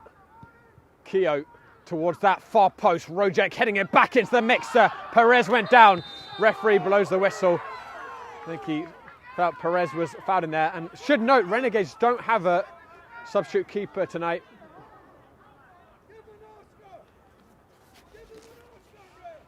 Hair-raising moment at the back for Renegades. It's a looping ball towards that far post. And guys, let me remind you, we've got more action coming up on Game and Frame tomorrow in the APSL Metropolitan Division. Nyack hosts New York International at 12:15, and then Leros against the Pancyprians back here at Sousa, 6 p.m. What a contest that'll be! First Hellenic meeting between the two in the APSL, and then we return to the Open Cup. Zoom Snyder against Met Oval. The winner of tonight will play the winner of that. All that exclusively on Game and Frame. So 2 changes just made for Lansdowne. Marco Charnas and Kyle Galloway have been brought on. Benjamin Stitz withdrawn. Charnas, another player that coach Cameron Thacker brought over from Celtic over the summer. I think the other player withdrawn for Lansdowne was Liam Salmon. So 2 of the front 3 have been changed.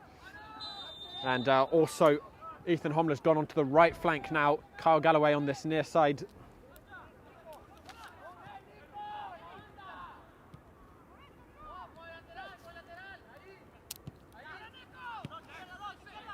Both very dangerous attacking players, Charnas and Galloway. Certainly men you want to be able to draw on from the bench. Clever ball around the corner by Speed, well anticipated by Bedward.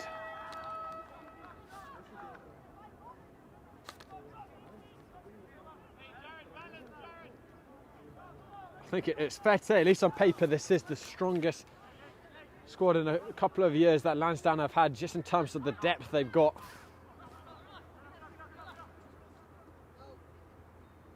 Danso.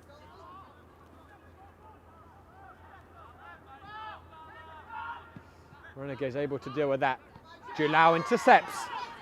Overload here on this left side. Jared Julau coming into the area. Julau still cuts it back across the 6-yard box. Saved by Perez. Rebound! Just past the post. Christian Garcia with the heroic last gasp tackle to deny a certain goal by Marco Charnas.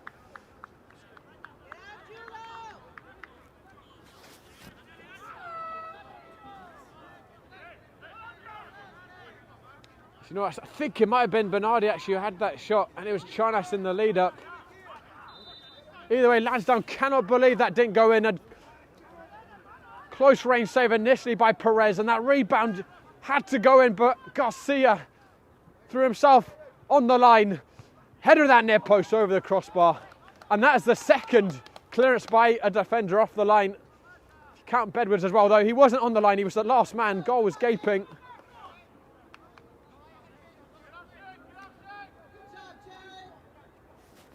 I believe both time it's been Bernardi's been denied by these clearances off the line. There's a lot of bodies in the box that time, so not 100% sure.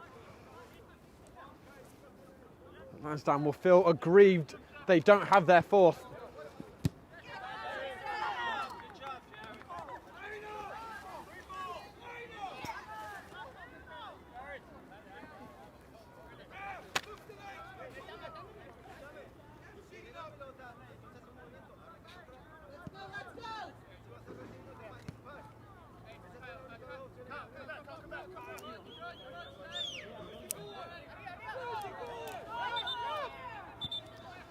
Flores trying to take a few extra yards there.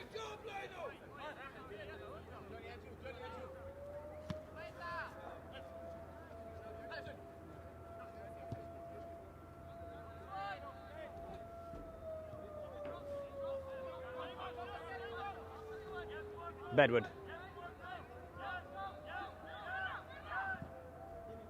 Garcia. Hoofing it up towards Ruiz. Eddie Speed with the header. He's done well, Eddie Speed, since coming on at half-time. Ruiz has still certainly had an impact, but perhaps not quite as much free range as he had in that first period down the left flank. Wasteful by Bernardi. Milton Campos.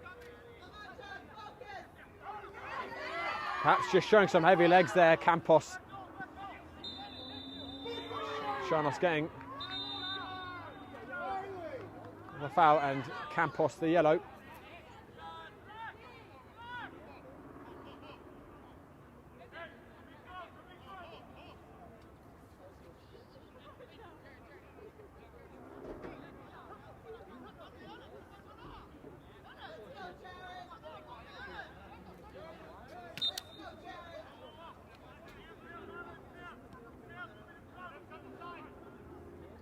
Moves to Danso.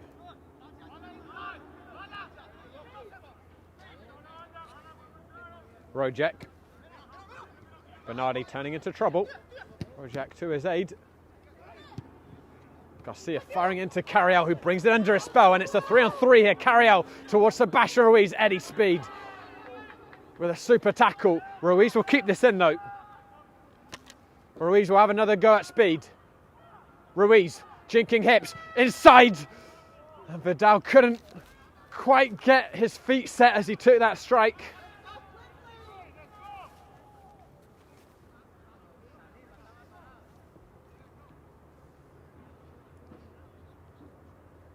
Six minutes of the 90 remaining. Extra time starting to beckon. Remember, it took penalties to separate these two sides last year. Oscar Rivas, who missed one actually in normal time, had it saved. scored the winning one in the shootout to send Renegades their first ever Open Cup. Here's Carl Galloway, who incidentally put his over the bar in that shootout. Galloway making himself very useful there. Humler forced backwards by Garcia. Good defending. Danso. Borat. Bernardi. Just started to look a bit sluggish. John Bernardi's last few minutes. Here comes Sebastian Ruiz. He's still got lots of zip in the legs. Ruiz looking towards Vidal. Nicholas Vidal onto his left foot. Vidal couldn't stroke into that bottom left corner. Incredulous, he hasn't got a corner kick there. That's a chance.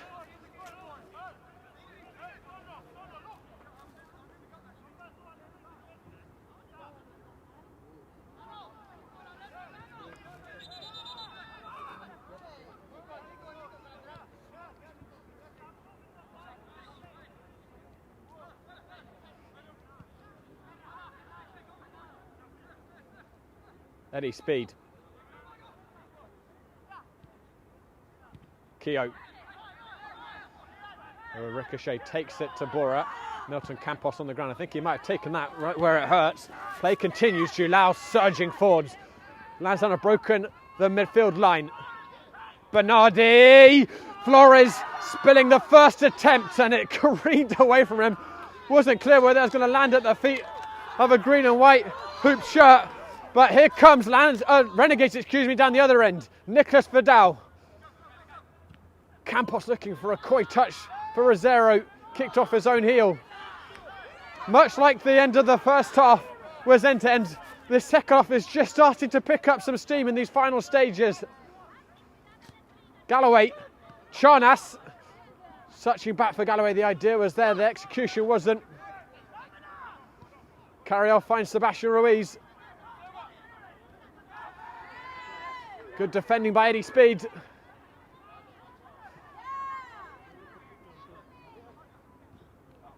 Speed gives it to Keogh. Julau. Jared Julau. Vidal doing the defensive work. Musa Danso.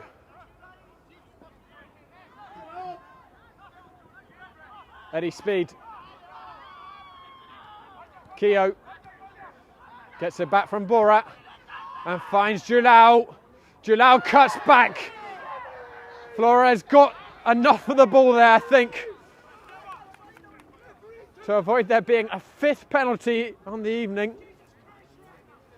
Did certainly get some of Julau in the afters.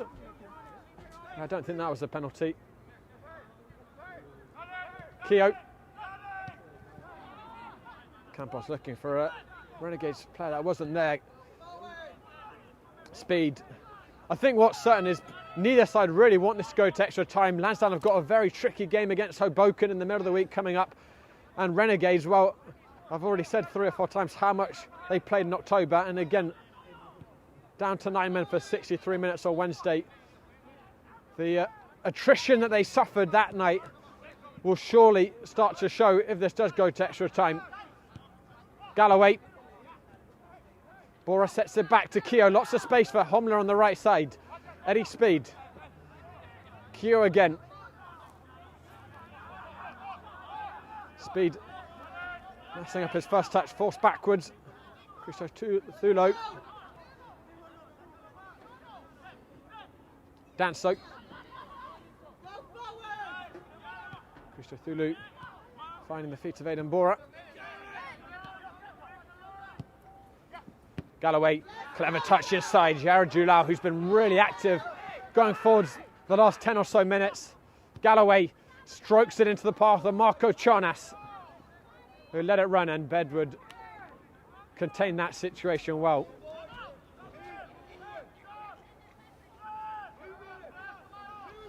Renegade's going to make another change.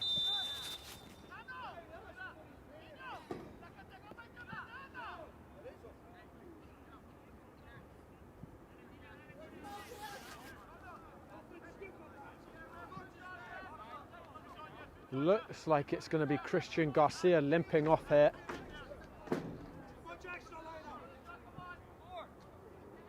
Just see, no, excuse me, it's Milton Campos limping off.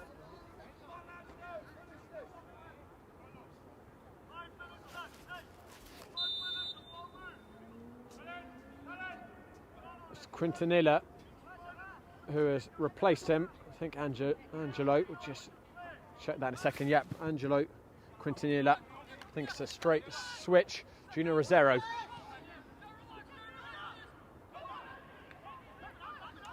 Rosero gives it to Sebastian Ruiz. So Quintanilla is going to go into that number 10 position. Ruiz still with it. Sebastian Ruiz. It takes a deflection. Bernardi lost it. Angelo Quintanilla with his first touch. He got hauled down, and Renegades, as we go into stoppage time here, are going to get a free kick on the edge of the penalty area. I don't think there can be much complaint about that. Hauled over.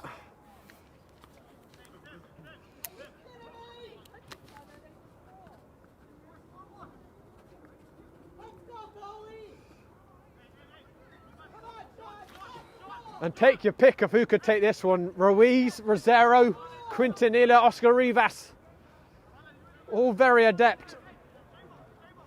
If I was a betting man, I would probably say Sebastian Ruiz with the way he's played tonight, and he does have that ability to bend it and dip it very close range over a wall in his free kick repertoire, but we'll see.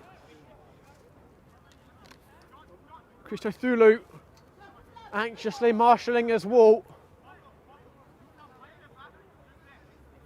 Renegades have trailed for so much of this game, but they only need to take the lead once to beat Lansdowne again. And if they do so now, it could be decisive. It's Rivas and Quintanilla over it. It's Quintanilla low, very poor free kick, gets it again and fired into the wall. Underwhelming from the substitute. And then Sebastian Ruiz giving away the free kick, and that the excitement rather fizzled.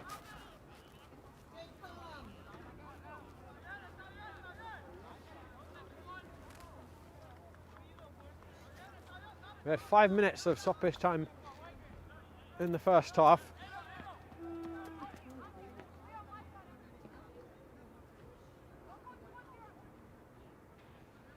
I'm not sure if we'll get that much in this second period. Other than the stoppages, not too many delays. We had 1 goal, opposed to 5 in that first period. Here comes Eddie Speed. And that's Lansdowne's turn to get a free kick. And this is in range of the 18-yard box.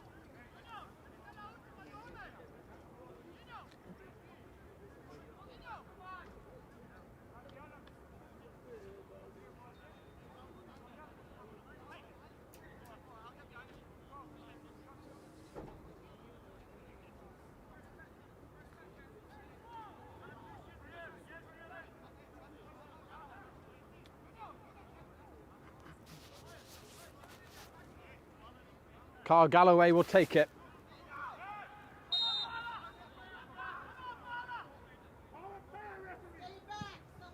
Swung in, headed clear.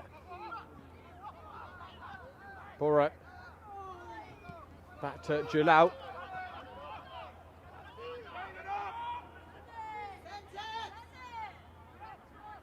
Christo Thulu will drill it back upfield. Rojet flicked it on, it was missed hit by Christian Garcia. Throw in for Lansdowne. Still time to win this in normal time here, but not much. Galloway, he's done really well to spin Carl Galloway. He finds Marco Charnas. He wasn't able to beat his man. And Carriel looking for Sebastian Ruiz. Ruiz stopped again by Eddie Speed. And that is that for normal time. We're going into 30 minutes of extra time. Once again, Renegades and Lansdowne cannot be separated by 90 minutes. What a game of football. 5 goals in the first half. Ruiz equalising from the spot again in the second half. There's a couple of other good chances in there. including 2 Renegades blocks off the line. I think probably on balance with the chances, Lansdowne will feel aggrieved they haven't won this in normal time. But now it's about who can dig deep, but you do fear for Renegades. Again, I stress, they played 7 games in October, Lansdowne played 3, and Renegades played so much of that game on Wednesday night, down to 9 men. It's going to take a miraculous effort from them once again, you'd feel, in these next 30 minutes. Don't go now, guys. We'll be back shortly with extra time. Mohamed, he's right. Michailek will continue his run. Mohamed cuts inside away from Conte's foot. Mohamed! That's a golazo if I've ever seen one. Mohamed from 30 yards out curls it over the flash and just under the upper 90 on the left side of the goal. Beautiful shaped ball to Caesar. Caesar onto his left foot. Oh, that's brilliant. It's 3-1 Osners. The substitute Caesar with a breathtaking goal.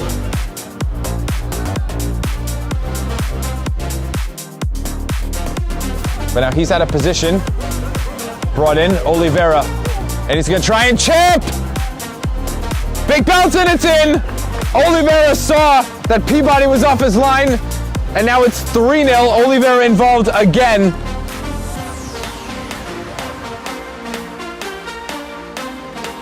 Almost on the counter. Club there to prevent that from happening. Now Mickelson looking for number 8. Mickelson takes on the keeper. What a finish! Waiting for the signal from the referee, and Mickelson finds the 8th goal of the match in stupendous fashion, taking on the keeper. To do so, here's Gonzaga. He goes for goal, and it's in! Philadelphia Heritage 3! This guy, a man of magic. That tight space in the side of the field there, but it likely won't really result in too much. Lighthouse passing the ball back and forth, and it will be in!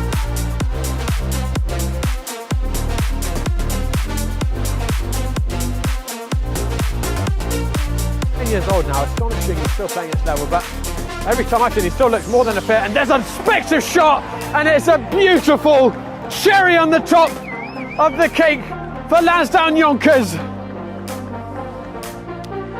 Off the table, instead Estupinian now cutting inside, has room, takes a shot. What a finish for Estupinian to get a goal back for Barcelona.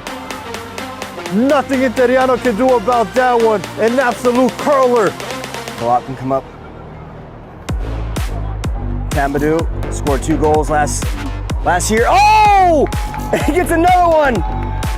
It's an opening goal. Banta Tambadou back on the score sheet for Block FC. An emphatic finish. Zami will face. Shooting and in! Another tremendous goal scored by Manhattan Kickers. Zami smashing one that just clips off the left post and in. And LaFlash has no chance, just the perfect height as well.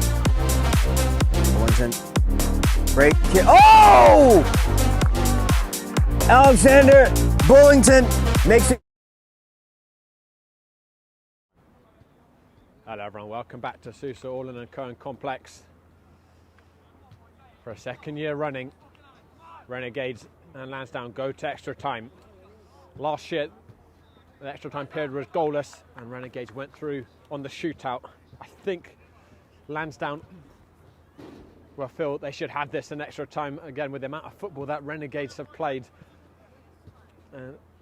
It was somewhat of a miracle as well. Lansdowne could not find a 4th goal in that second half. 2 clearances off the line, a couple of big saves by Perez.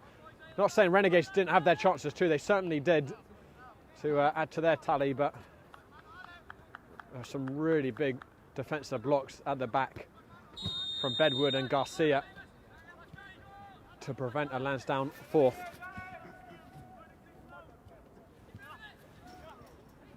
How are the legs feeling for all these players after this frantic cup tie so far, which has seen 6 goals?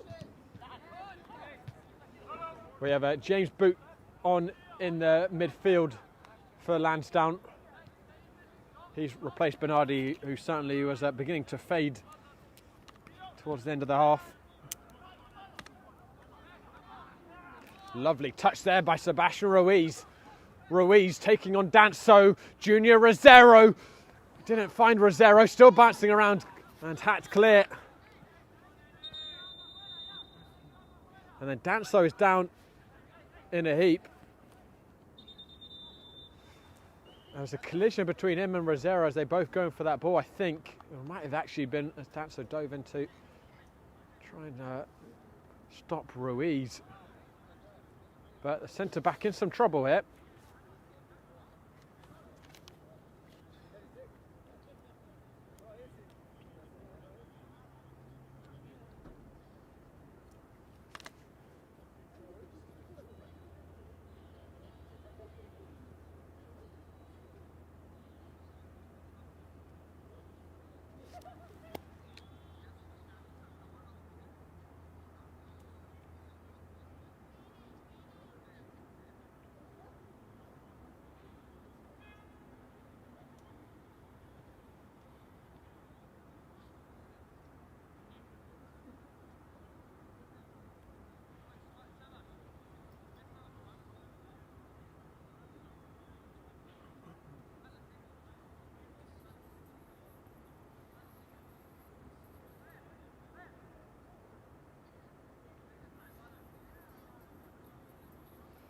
I think Dancer might have just taken a knock in the small of his back, which can be very painful.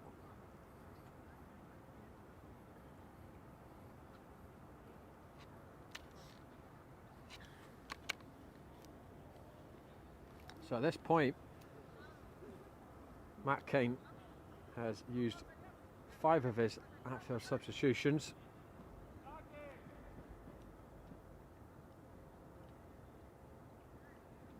He still has the veteran Daryl Kavanagh on the bench, as well as Oscar Zywicz.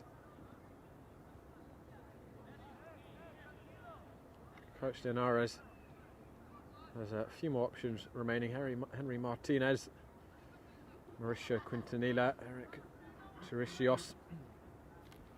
See whether that were drawn or not, but big concern here for Matt Kane as to whether Musa Dancer is going to be able to continue.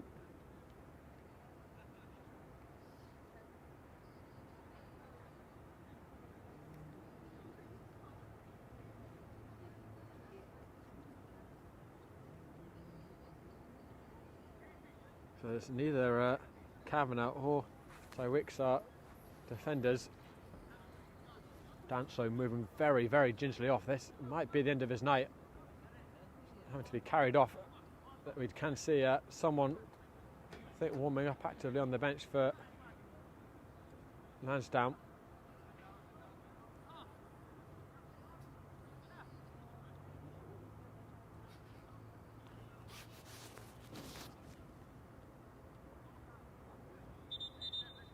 And it is Daryl Kavanagh. What a moment this is. He's 39 years old, Daryl Kavanagh. Extraordinary, he's still playing at this level. Do not forget, he scored against Renegades last year. And just to give you an idea of how deep his history goes with Lansdowne on the Open Cup, I was talking about it before the match. When Lansdowne first qualified in 2016, Daryl Kavanagh was a key part of Lansdowne's run in the Open Cup, won them a penalty, and ended up being decisive against the Rough Riders in the first round, and then scored in the second round against Pittsburgh Riverhounds. He also scored a brace in the qualifying that sent Lansdowne to the 2018 Open Cup. How many players could say at 39 they could continue to play at this level? It's really something. So I imagine that he will go somewhere in midfield, Kavanagh, and another man will be pushed into the defensive line. At the moment, Eddie Speed is at centre-back, and Kavanagh will be introduced. Might even go into that front line. You know, I think he has Kavanagh.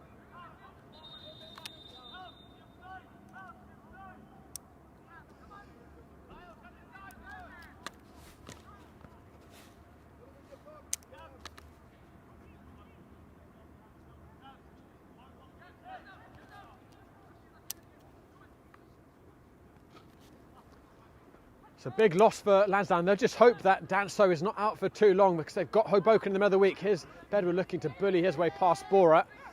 Unable to, and really soft free kick given by the referee. And also, I think Lansdowne just wondering why they couldn't be given an advantage there.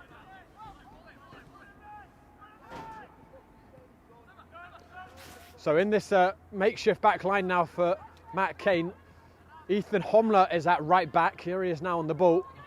Came on originally at the left wing. Here's Keogh.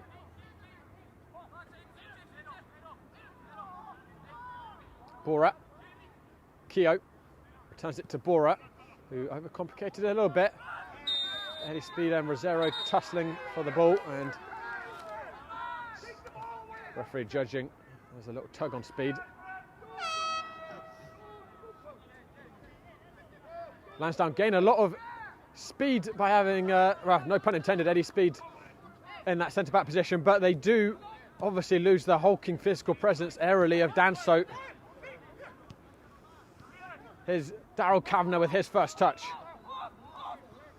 And he got a hand to the face there by Oscar Rivas, and he'll go into the book.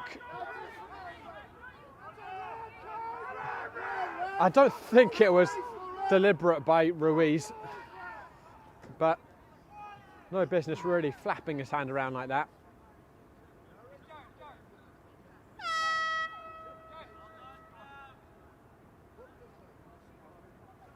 Kavanagh perhaps employing some of that experience just to make the most out of it.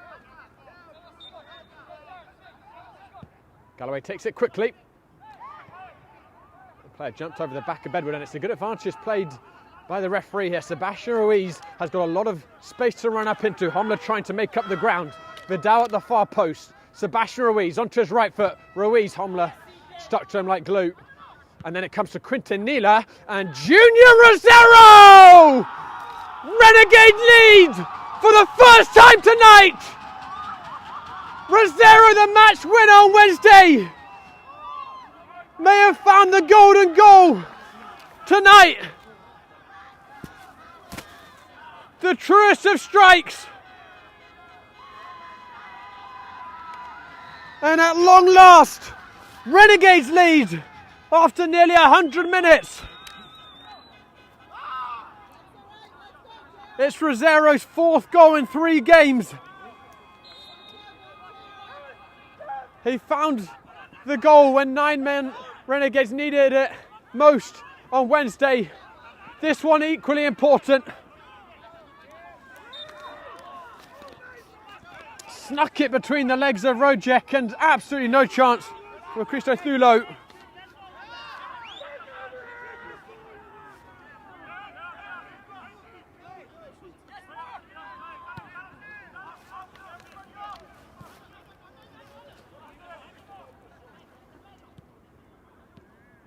Well, Lansdowne still certainly have time to salvage this. Plenty of time.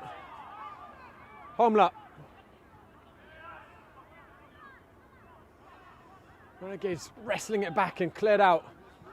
Junior Rosero has spun Eddie Speed. He's all by himself. Junior Rosero! Rosero! Just wide. I say just a foot more like it. He just ran out of steam. He ran half the length of the pitch there. He could not believe his luck. He totally gave Speed the slip. What a minute that could have been for Rosero. It's lost very poorly by Lansdowne. Quintanilla. There'll be a throw-in for Renegades. Oh, Rosero will rue that miss though if Renegades don't end up winning this.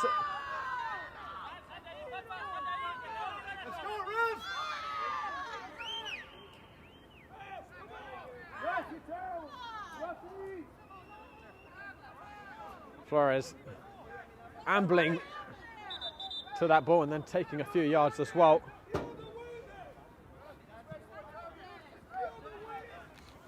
Do imagine we're going to get 3 or 4 minutes of stoppage time in this first half of extra time with the delay for Danso's injury.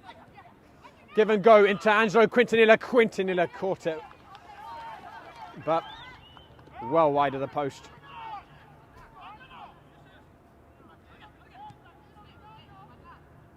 Eddie Speed.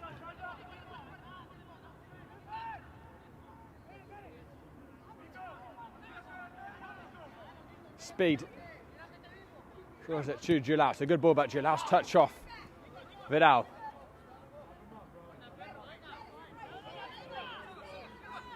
Trying to wriggle away from Gilau, but Gilau's such a low centre of gravity. He's very, very difficult defender to beat 1v1.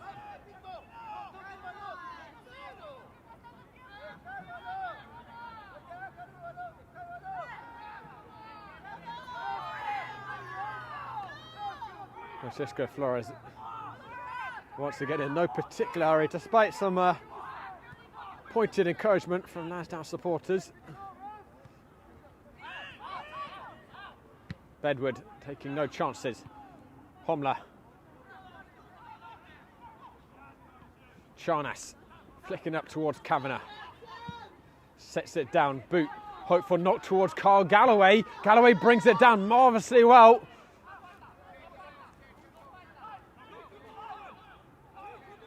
Just ran out of momentum in the attack, but then it's a really naive tackle by Samuel Caceres, who threw himself in, and Galloway's had a push, and he might be in a bit of trouble here, Galloway. He's going to get a yellow for that at the very least.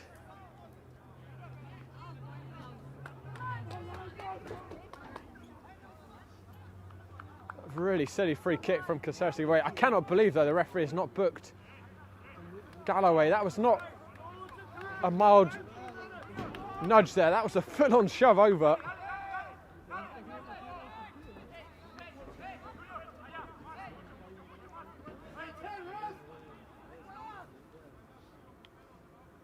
James Boot will send this in.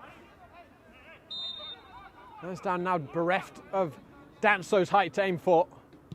Boot, lots of pace in it. Perez opting to punch and getting it well clear of the goal. Good job by the goalkeeper.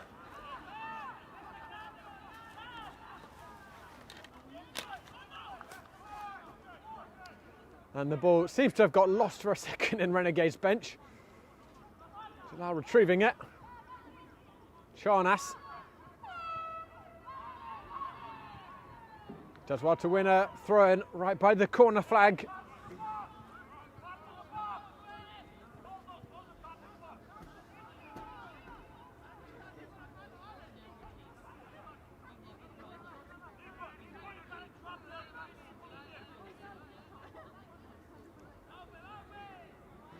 Hurled into the 18-yard box, popped up by Quintanilla and helped on by Carriel.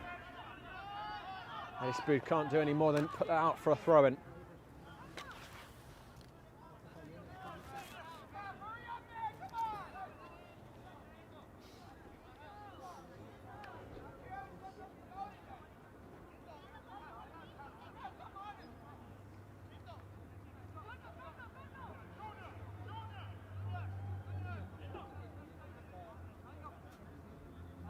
Going down the line to Junior Rosero. Lovely touch. Sebastian Ruiz. And then that was the sweeping tackle that came through the back of Ruiz by Charnas.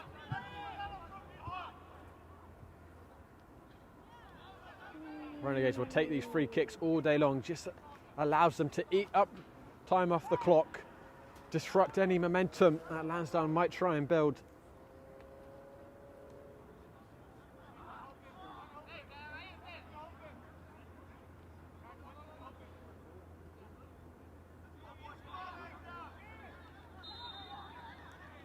Carry out. Oscar Rivas. Ruiz surging after it, too much on the pass. Oscar Rivas.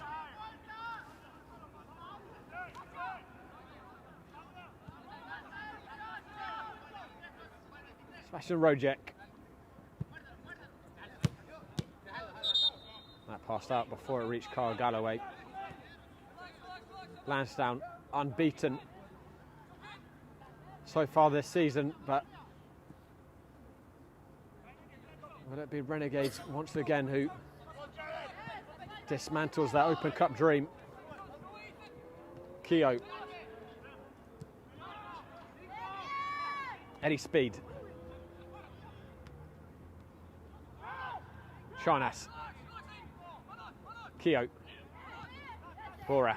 Boot. Good triangle by the midfield three. And then an interception by Quintanilla. Vidal doing really well to get himself a free kick.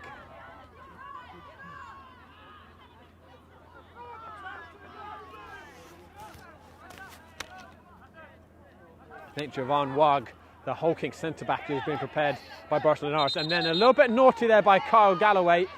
And not the first time he's crossed the line. I think he's very fortunate not to be on a yellow already, Galloway.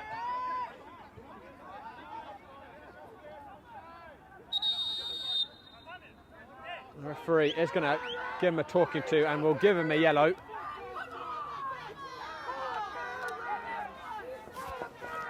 Well, if any substitution signals parking the bus for Renegades, it's Jovan Wag. I imagine Coach Linares might go to a back five. They were able to defend that lead throughout the second half of 90 minutes with 9 men on Wednesday night. They will kick themselves, Renegades, if they can't do it in the second half of this extra time, which is just 15.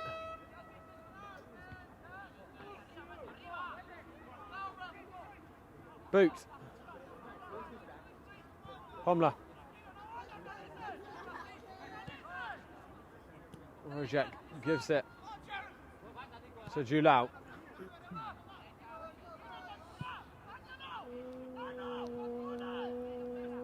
Eddie Speed.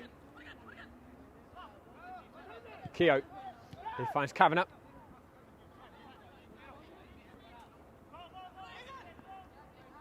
Bora. Keogh. Galloway's able to turn here.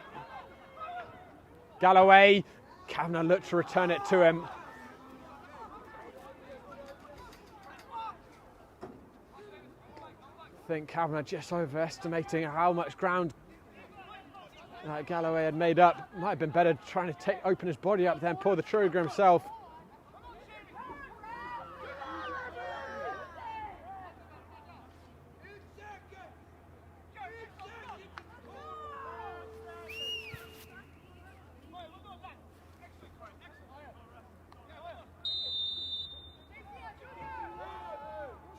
Three minutes played of stoppage time at the end of the first half of extra time already. Fired up. Keogh. Bedward sends it back where it came from. Kavanagh. Homla unfortunate to lose his footing. And Ruiz continues to have lots of energy in the tank. He's a marvel, Sebastian Ruiz. Rivas trying to find Rosero, lost his bearings.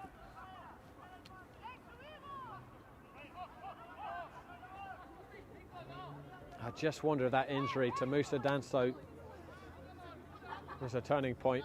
Lansdowne losing the linchpin at the back and shortly conceding afterwards. Kyle Galloway dinks it cleverly into Kavanagh. That's a coy touch. Kavanagh was looking for the return from Boot. Boot couldn't find him. Eddie Speed returns it to Christian Thulu.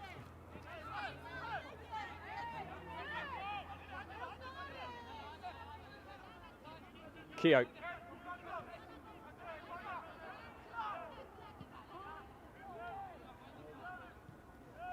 Down the channel. Charnas. Towards the far post.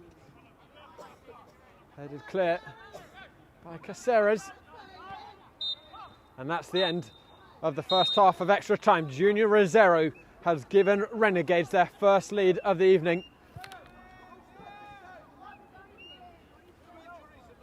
Rosero, the match winner on Wednesday night. Will he be the match winner tonight?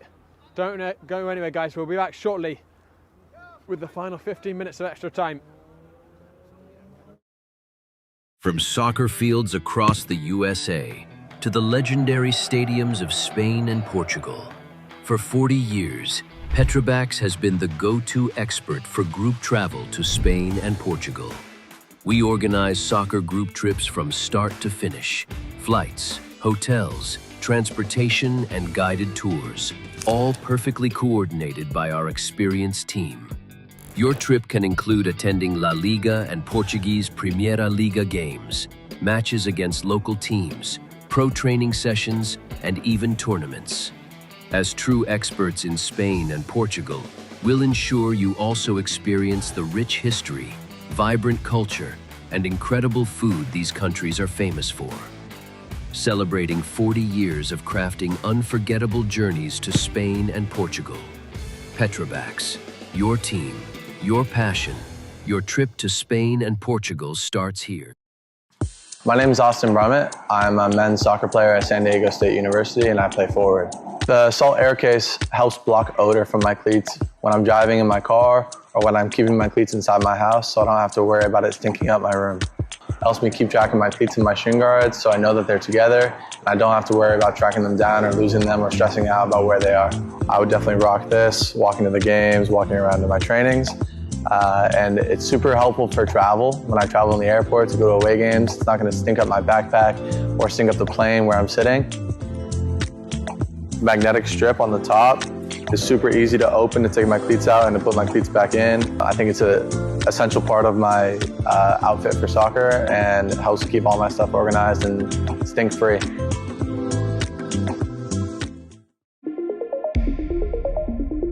A quality highlight reel is crucial for college and pro recruitment. A lot of services offer generic solutions, but at Game & Frame we know every player is unique and needs a personalised approach to win over coaches. Our process is simple. We work with any footage, and if you need help finding your best plays, we'll review games for you.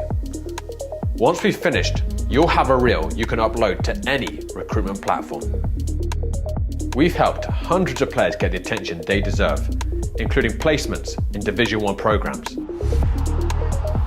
Scan the QR code or email us for a free consultation and start the journey to maximize your recruitment potential.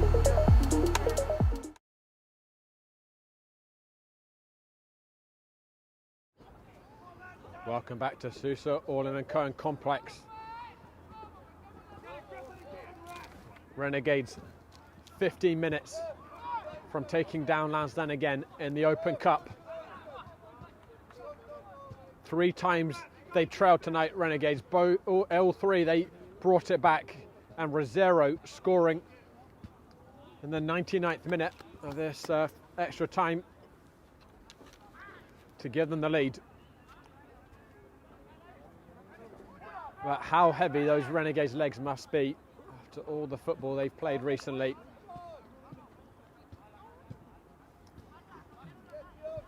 They have brought on Javon Warg. And I think now it's a 5 at the back for Renegades.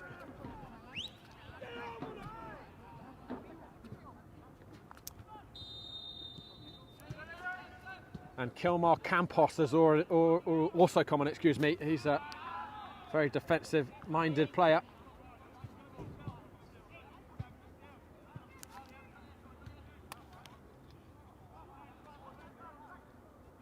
Matthew Carrial has been withdrawn.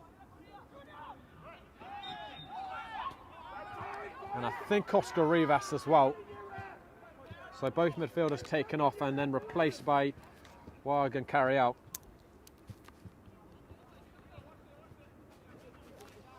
So if this game is levelled by Lansdowne and it goes to penalties, Rivas will not have the chance to be a match winner once again.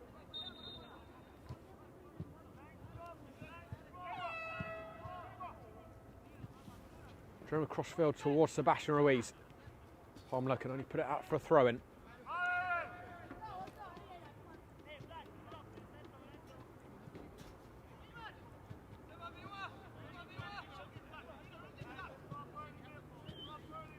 Sebastian Ruiz. He spun Homler. And he's perhaps going to try and do a little bit of early time wasting already. Didn't pay off. James Boot finds Chonas. Lovely touch, and then that's a foul. Referee waiting to see if there was going to be a advantage to be played.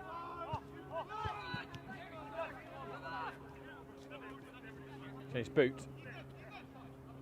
Homla.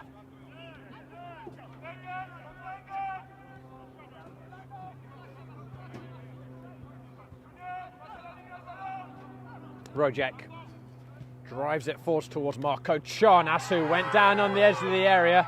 Referee was well sighted, didn't see anything. And then that's late by Galloway, and he's going to surely go now, Kyle Galloway. It's a moment of madness.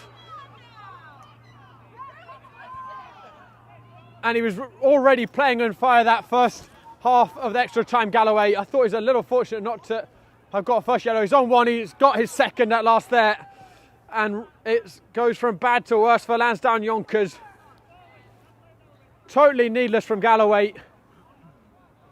And he may just have sunk Lansdowne's chances of retrieving this.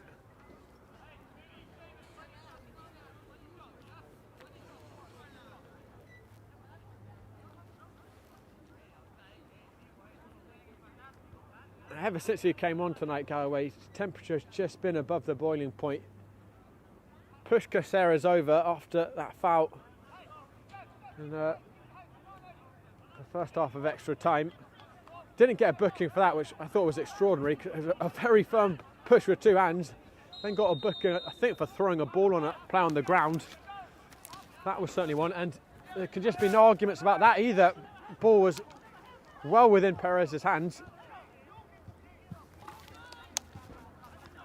And he came clashing into him, so just totally lost his head. And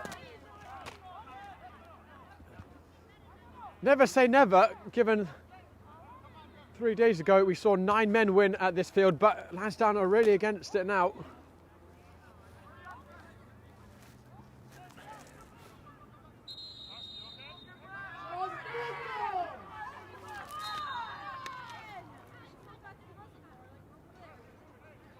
And maybe now, even with all these defensive players on from Renegades, you just try and get that second goal to put this beyond all doubt.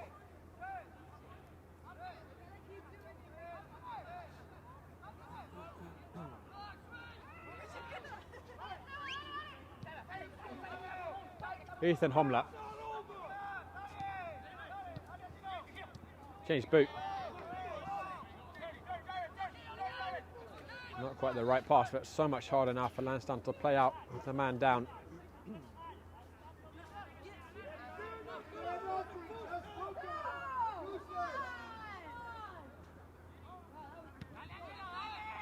Homla hoofs it clear. Charnas. Deft touch to bring it down.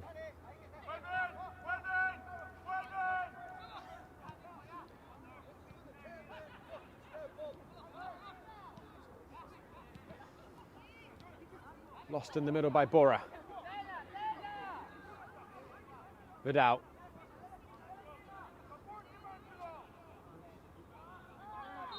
It's a good recovery by Bora.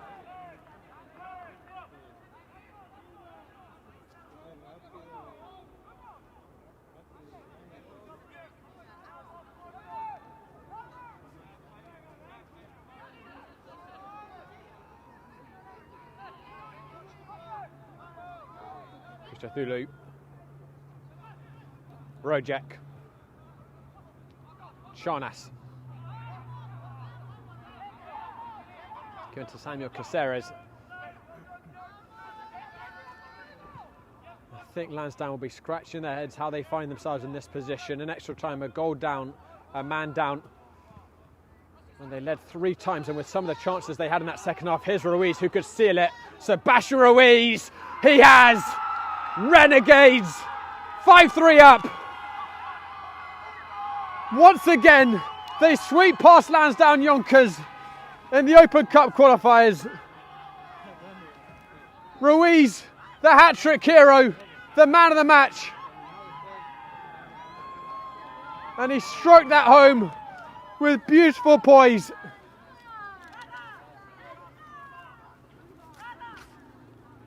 A complete performance by the Colombian extraordinaire.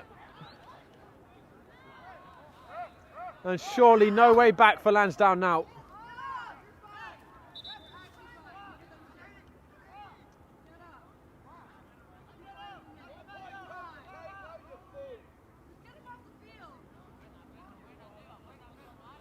Garcia's now fallen to the ground, feeling some effects of cramp. We're going to have another change here for Renegades.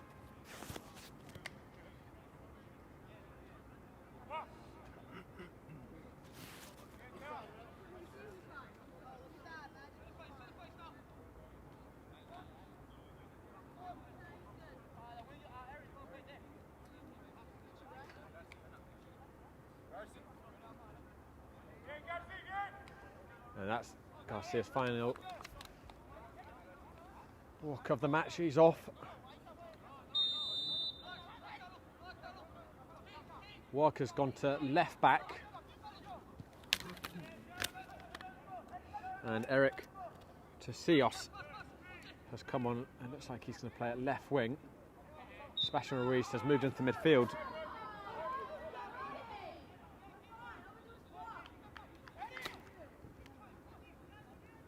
I was saying Lansdowne will be scratching their heads out there in this position right before they went 5-3 down, but leading 3 times, and also remember there's 2 blocks with the goal gaping by defenders from Renegades to deny them in that second half. They were so unfortunate not to find a 4th goal.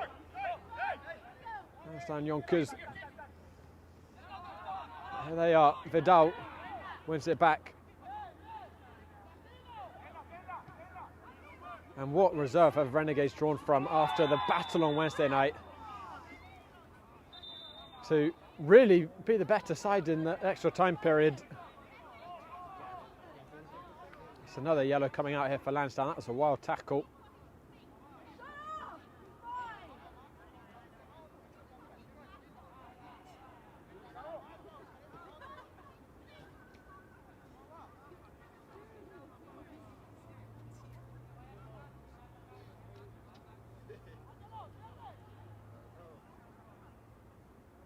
I think that was issued to Eddie Speed there.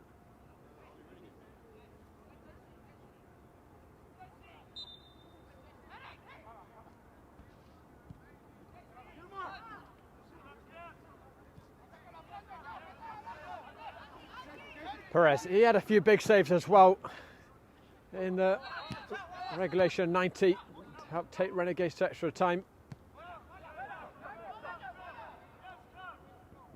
Perez taking a bit of a chance there. Don't think Renegades want to tempt fate by letting this get back to a 1-goal margin. Both the first and second round that has happened.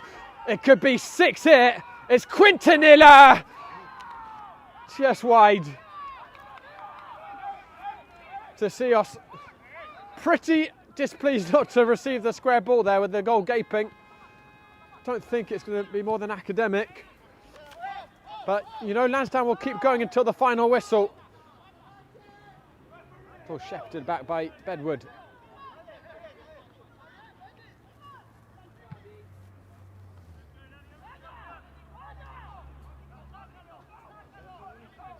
Vidal. Renegades circling for another. Vidal still with it. Quintanilla. Vidal, lovely move. Good tackle to block the shot.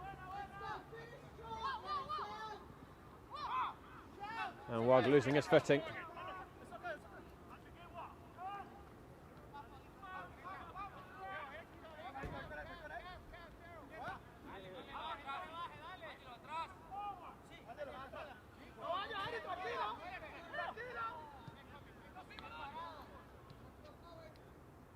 Thulu, he's made a mess of that. The goal escaping. Angelo Quintanilla. Couple of feet wide.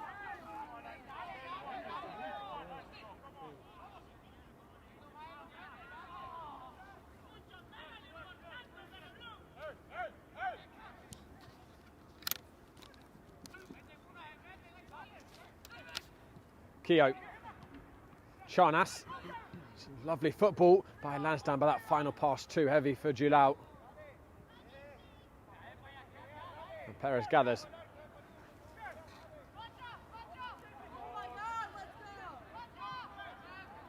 Guys, reminder, we've got much more action coming up tomorrow.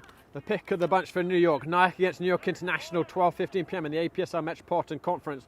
Also have Laris at Panserpins back here at Susa at 6 p.m. and then more Open Cup action. Zumvas Met Ovos. Here comes Vidal. Renegades are starting to enjoy themselves. So Sios giving it back to Ruiz. So Zoom will host Met Oval tomorrow evening. The winner of that will face, at this point, I think it's fair to say, Renegades in the final qualifying round. Renegades will be the favourites, certainly, against Zoom and Met Oval. But both those teams on their day capable definitely of hurting Renegades. And what will now be on the mind of the Long Island team is the UPSL Northeast American North final, which will be next weekend against the winner of Odners and Braveheart, who played tonight. Not sure who came out on top of that one.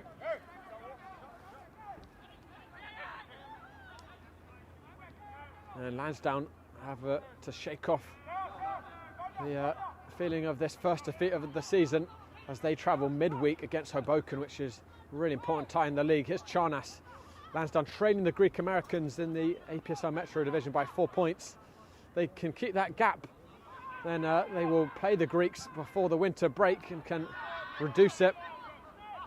But if the gap widens, they are in danger of dropping out of the running, really. Greeks have been flawless so far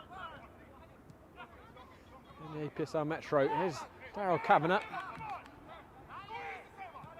Lots of space on the far side for Ethan Homler. Homler serves it up.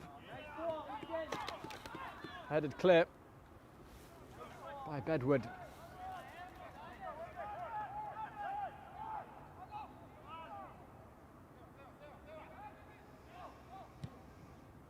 Caceres clearing, and Junior Rosero is one-on-one here. Stepped on the ball and just ran out of steam. And Rojak will bring it forward, but then he's lost it. Quintanilla 3-on-2 in favour of Renegades. Quintanilla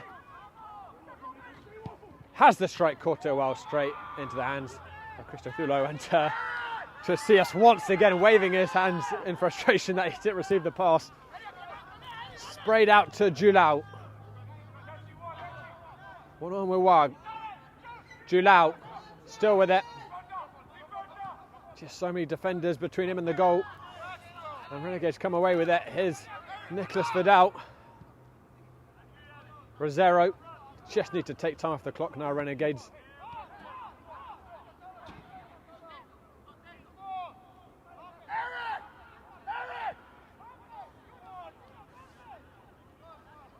And now Prudence taking over for Renegades. Just need to keep possession. Kilmore Campos sweeps it out wide.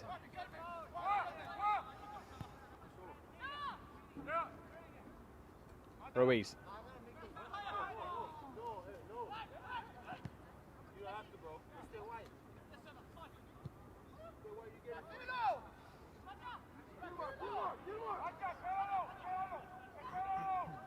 Francisco Flores. Loose ball by Vidal. Here's Charnas, and Renegades are a little short at the back. It's going to fall to James Boots. And Charnas again, well over the crossbar. We're into stoppage time again. I think we're going to get a decent amount of stoppage time.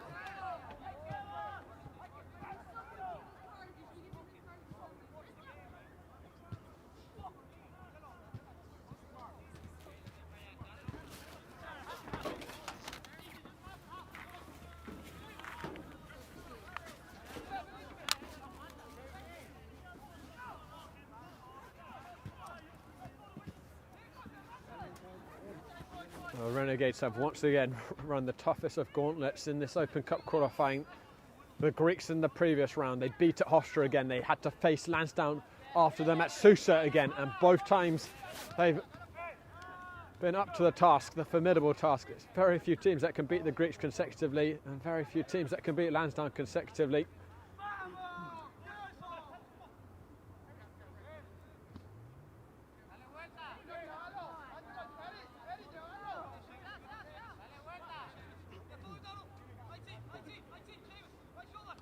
Rosero.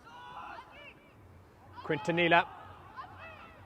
Quintanilla sets it back. Vidal goes down, and we will not get a fifth penalty of the night. Kavanagh. Julau. Clever touch. But ran into too much traffic. Chasios.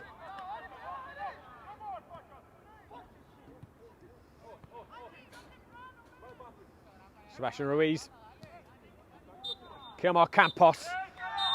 And so Renegades once again takes down Lansdowne. A staggering contest of football. 8 goals. It was 3-3 in normal time. Lansdowne took the lead 3 times. 3 times Renegades brought it back. They finally took the lead through Rosero in extra time, and then Sebastian Ruiz completed a man of the match performance with the hat-trick goal to make it 5. What a 4 days for Renegades. Down to 9 men. They beat Empire on Wednesday night. They've beaten Lansdowne again in the Open Cup. A terrific contest by all the players out there. We're lucky to see matches like this. But guys, don't go nowhere. We'll be back with post-match reaction from Renegades.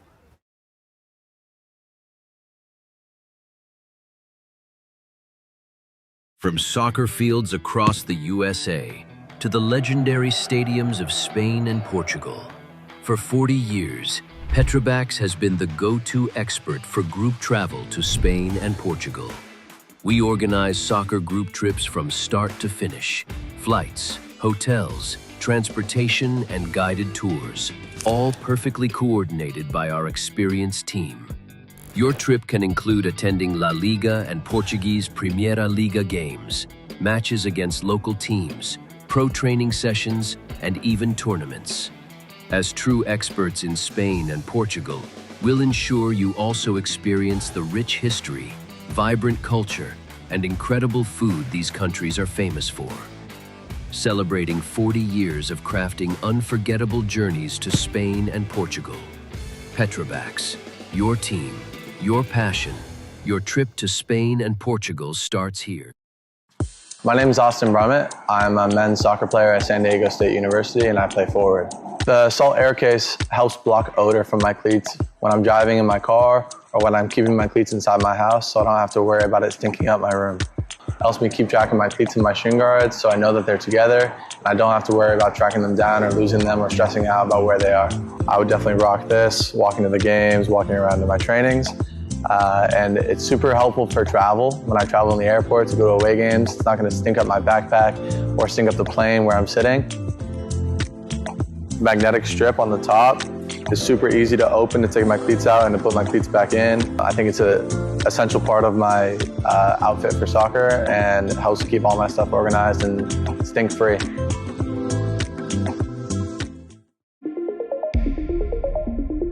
A quality highlight reel is crucial for college and pro recruitment.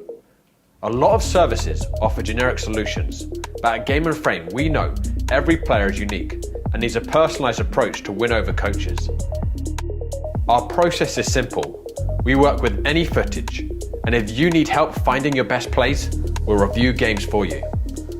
Once we've finished, you'll have a reel you can upload to any recruitment platform. We've helped hundreds of players get the attention they deserve, including placements in Division 1 programs. Scan the QR code or email us for a free consultation and start the journey to maximize your recruitment potential.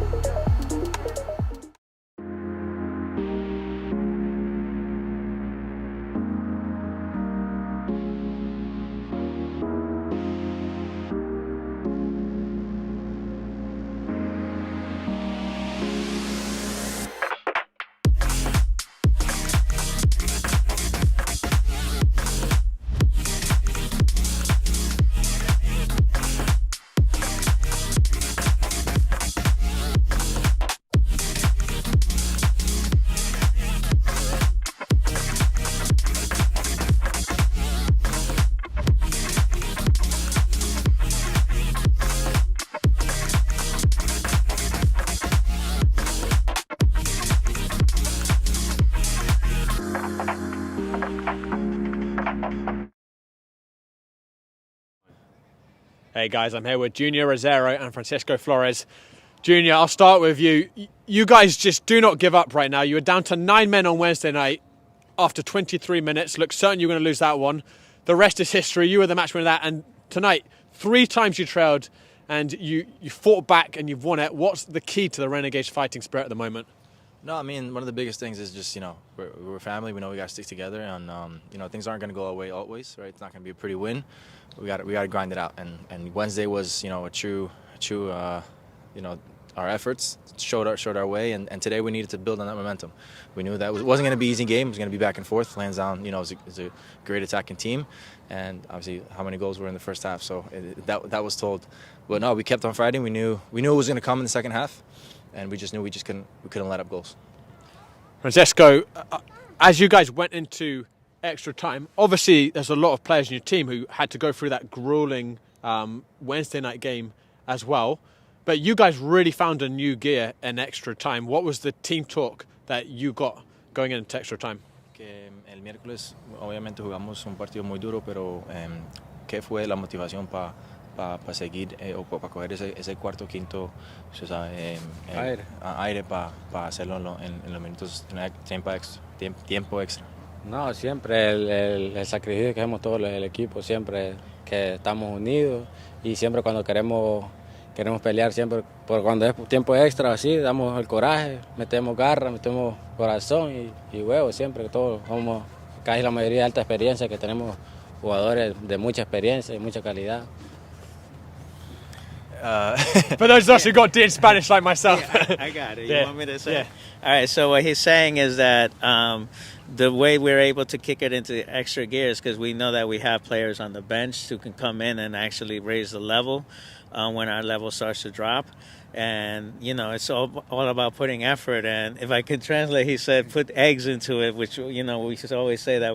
We're always saying that in the bench. So that's what he's saying, that we always have to give it at all. The experience. Yeah, we got to call on experienced players that know how to get it. That know how to go get the game. Yeah.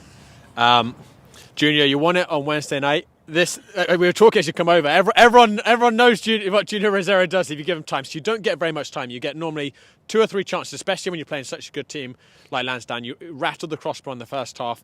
You got a glimpse of goal for that finish. What was going through your mind as soon as it fell to your feet?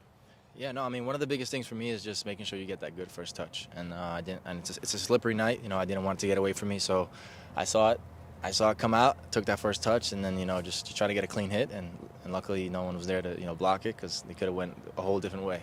Yeah. And Sebastian Ruiz obviously was just magnificent tonight. Hat trick, he got assists, he was just tormenting them down the left side. What does a player like him bring to the big games like tonight? I mean, he speaks for itself. Sebas with the hat trick tonight. He's one of those players that for me it helps me take a little bit pressure off myself as well.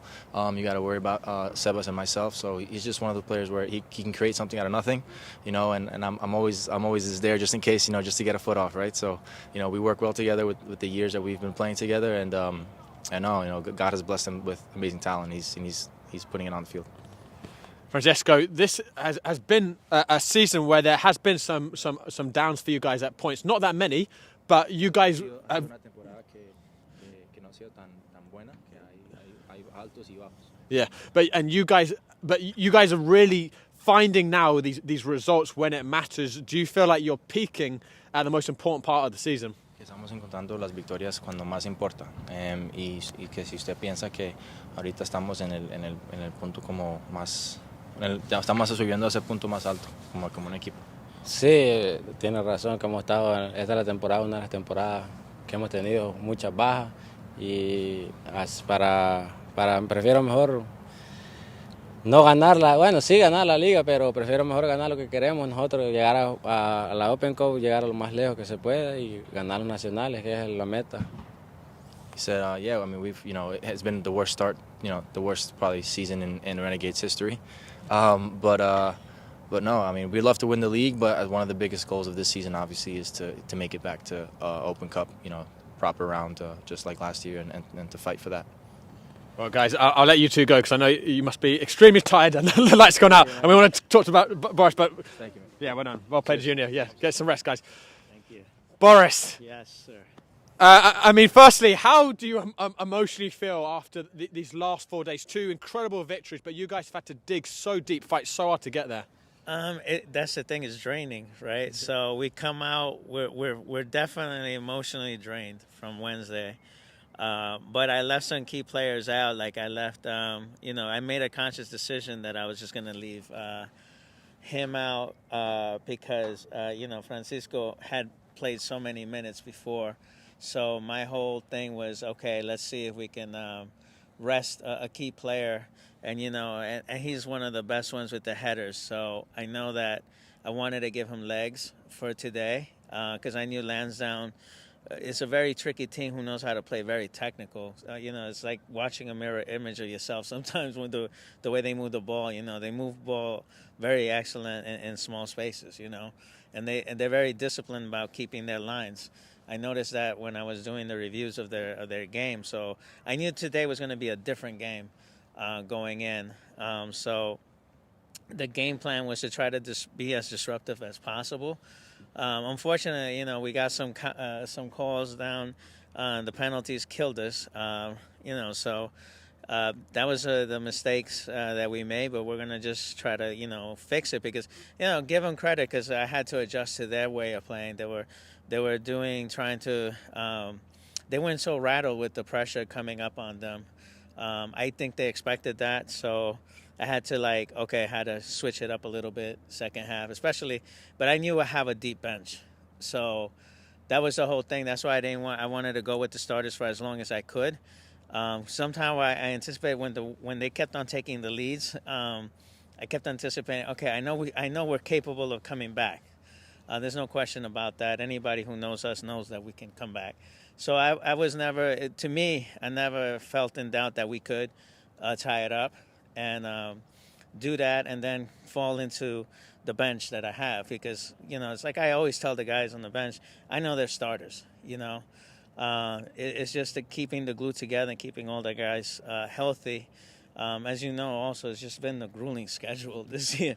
It's been so I don't know bad. if you counted, but I counted. In October, you guys played 7 games. 7 games. And Lansdowne have played 3, which obviously it's not because their schedule is light. It's just you guys have had so many midweek matches. Yeah, it's been the weather didn't help us with the rescheduled games and then in retrospect I went into a tournament that maybe I shouldn't have gone in. You can't resist a tournament. I can't resist the tournaments. It's like it was the cash prize and going into that tournament kind of like in retrospect it really took a lot of us because I know I think we tied the next game out and it was like because I know we were tired. But now right now it's just stay focused and this time I think we're gonna take light practices now because I think the team gets it and we're peaking I think at the right moment and we have our strategy on. I knew this game was tough. This game was tough. When I was watching them, I was like, thankfully you record the games, so I'm like, I see the games, and I was like, yeah. Well, if you watched them last week against the Bansipras, I'm sure you knew what you were for. Yeah, I knew that they were like, I felt like they definitely changed from last year in the way they're moving the ball. So. It wasn't like, they're going to take long with the ball. No, I knew they were going to move it. And I warned them, too. I warned them that, our guys, believe me, they're going to try to beat you to every ball. I got some speed on the outside. I'm very impressed by their outside backs. They're very fast.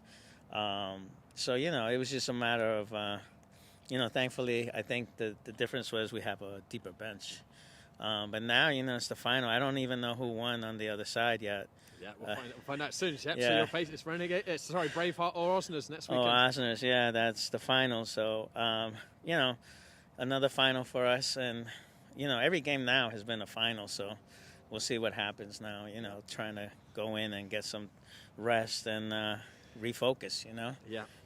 That's what we're going to do. Yeah, well, Boris, it's been an absolute pleasure for us to watch these last 4 days. Congratulations on both of the victories. Thank Incredible.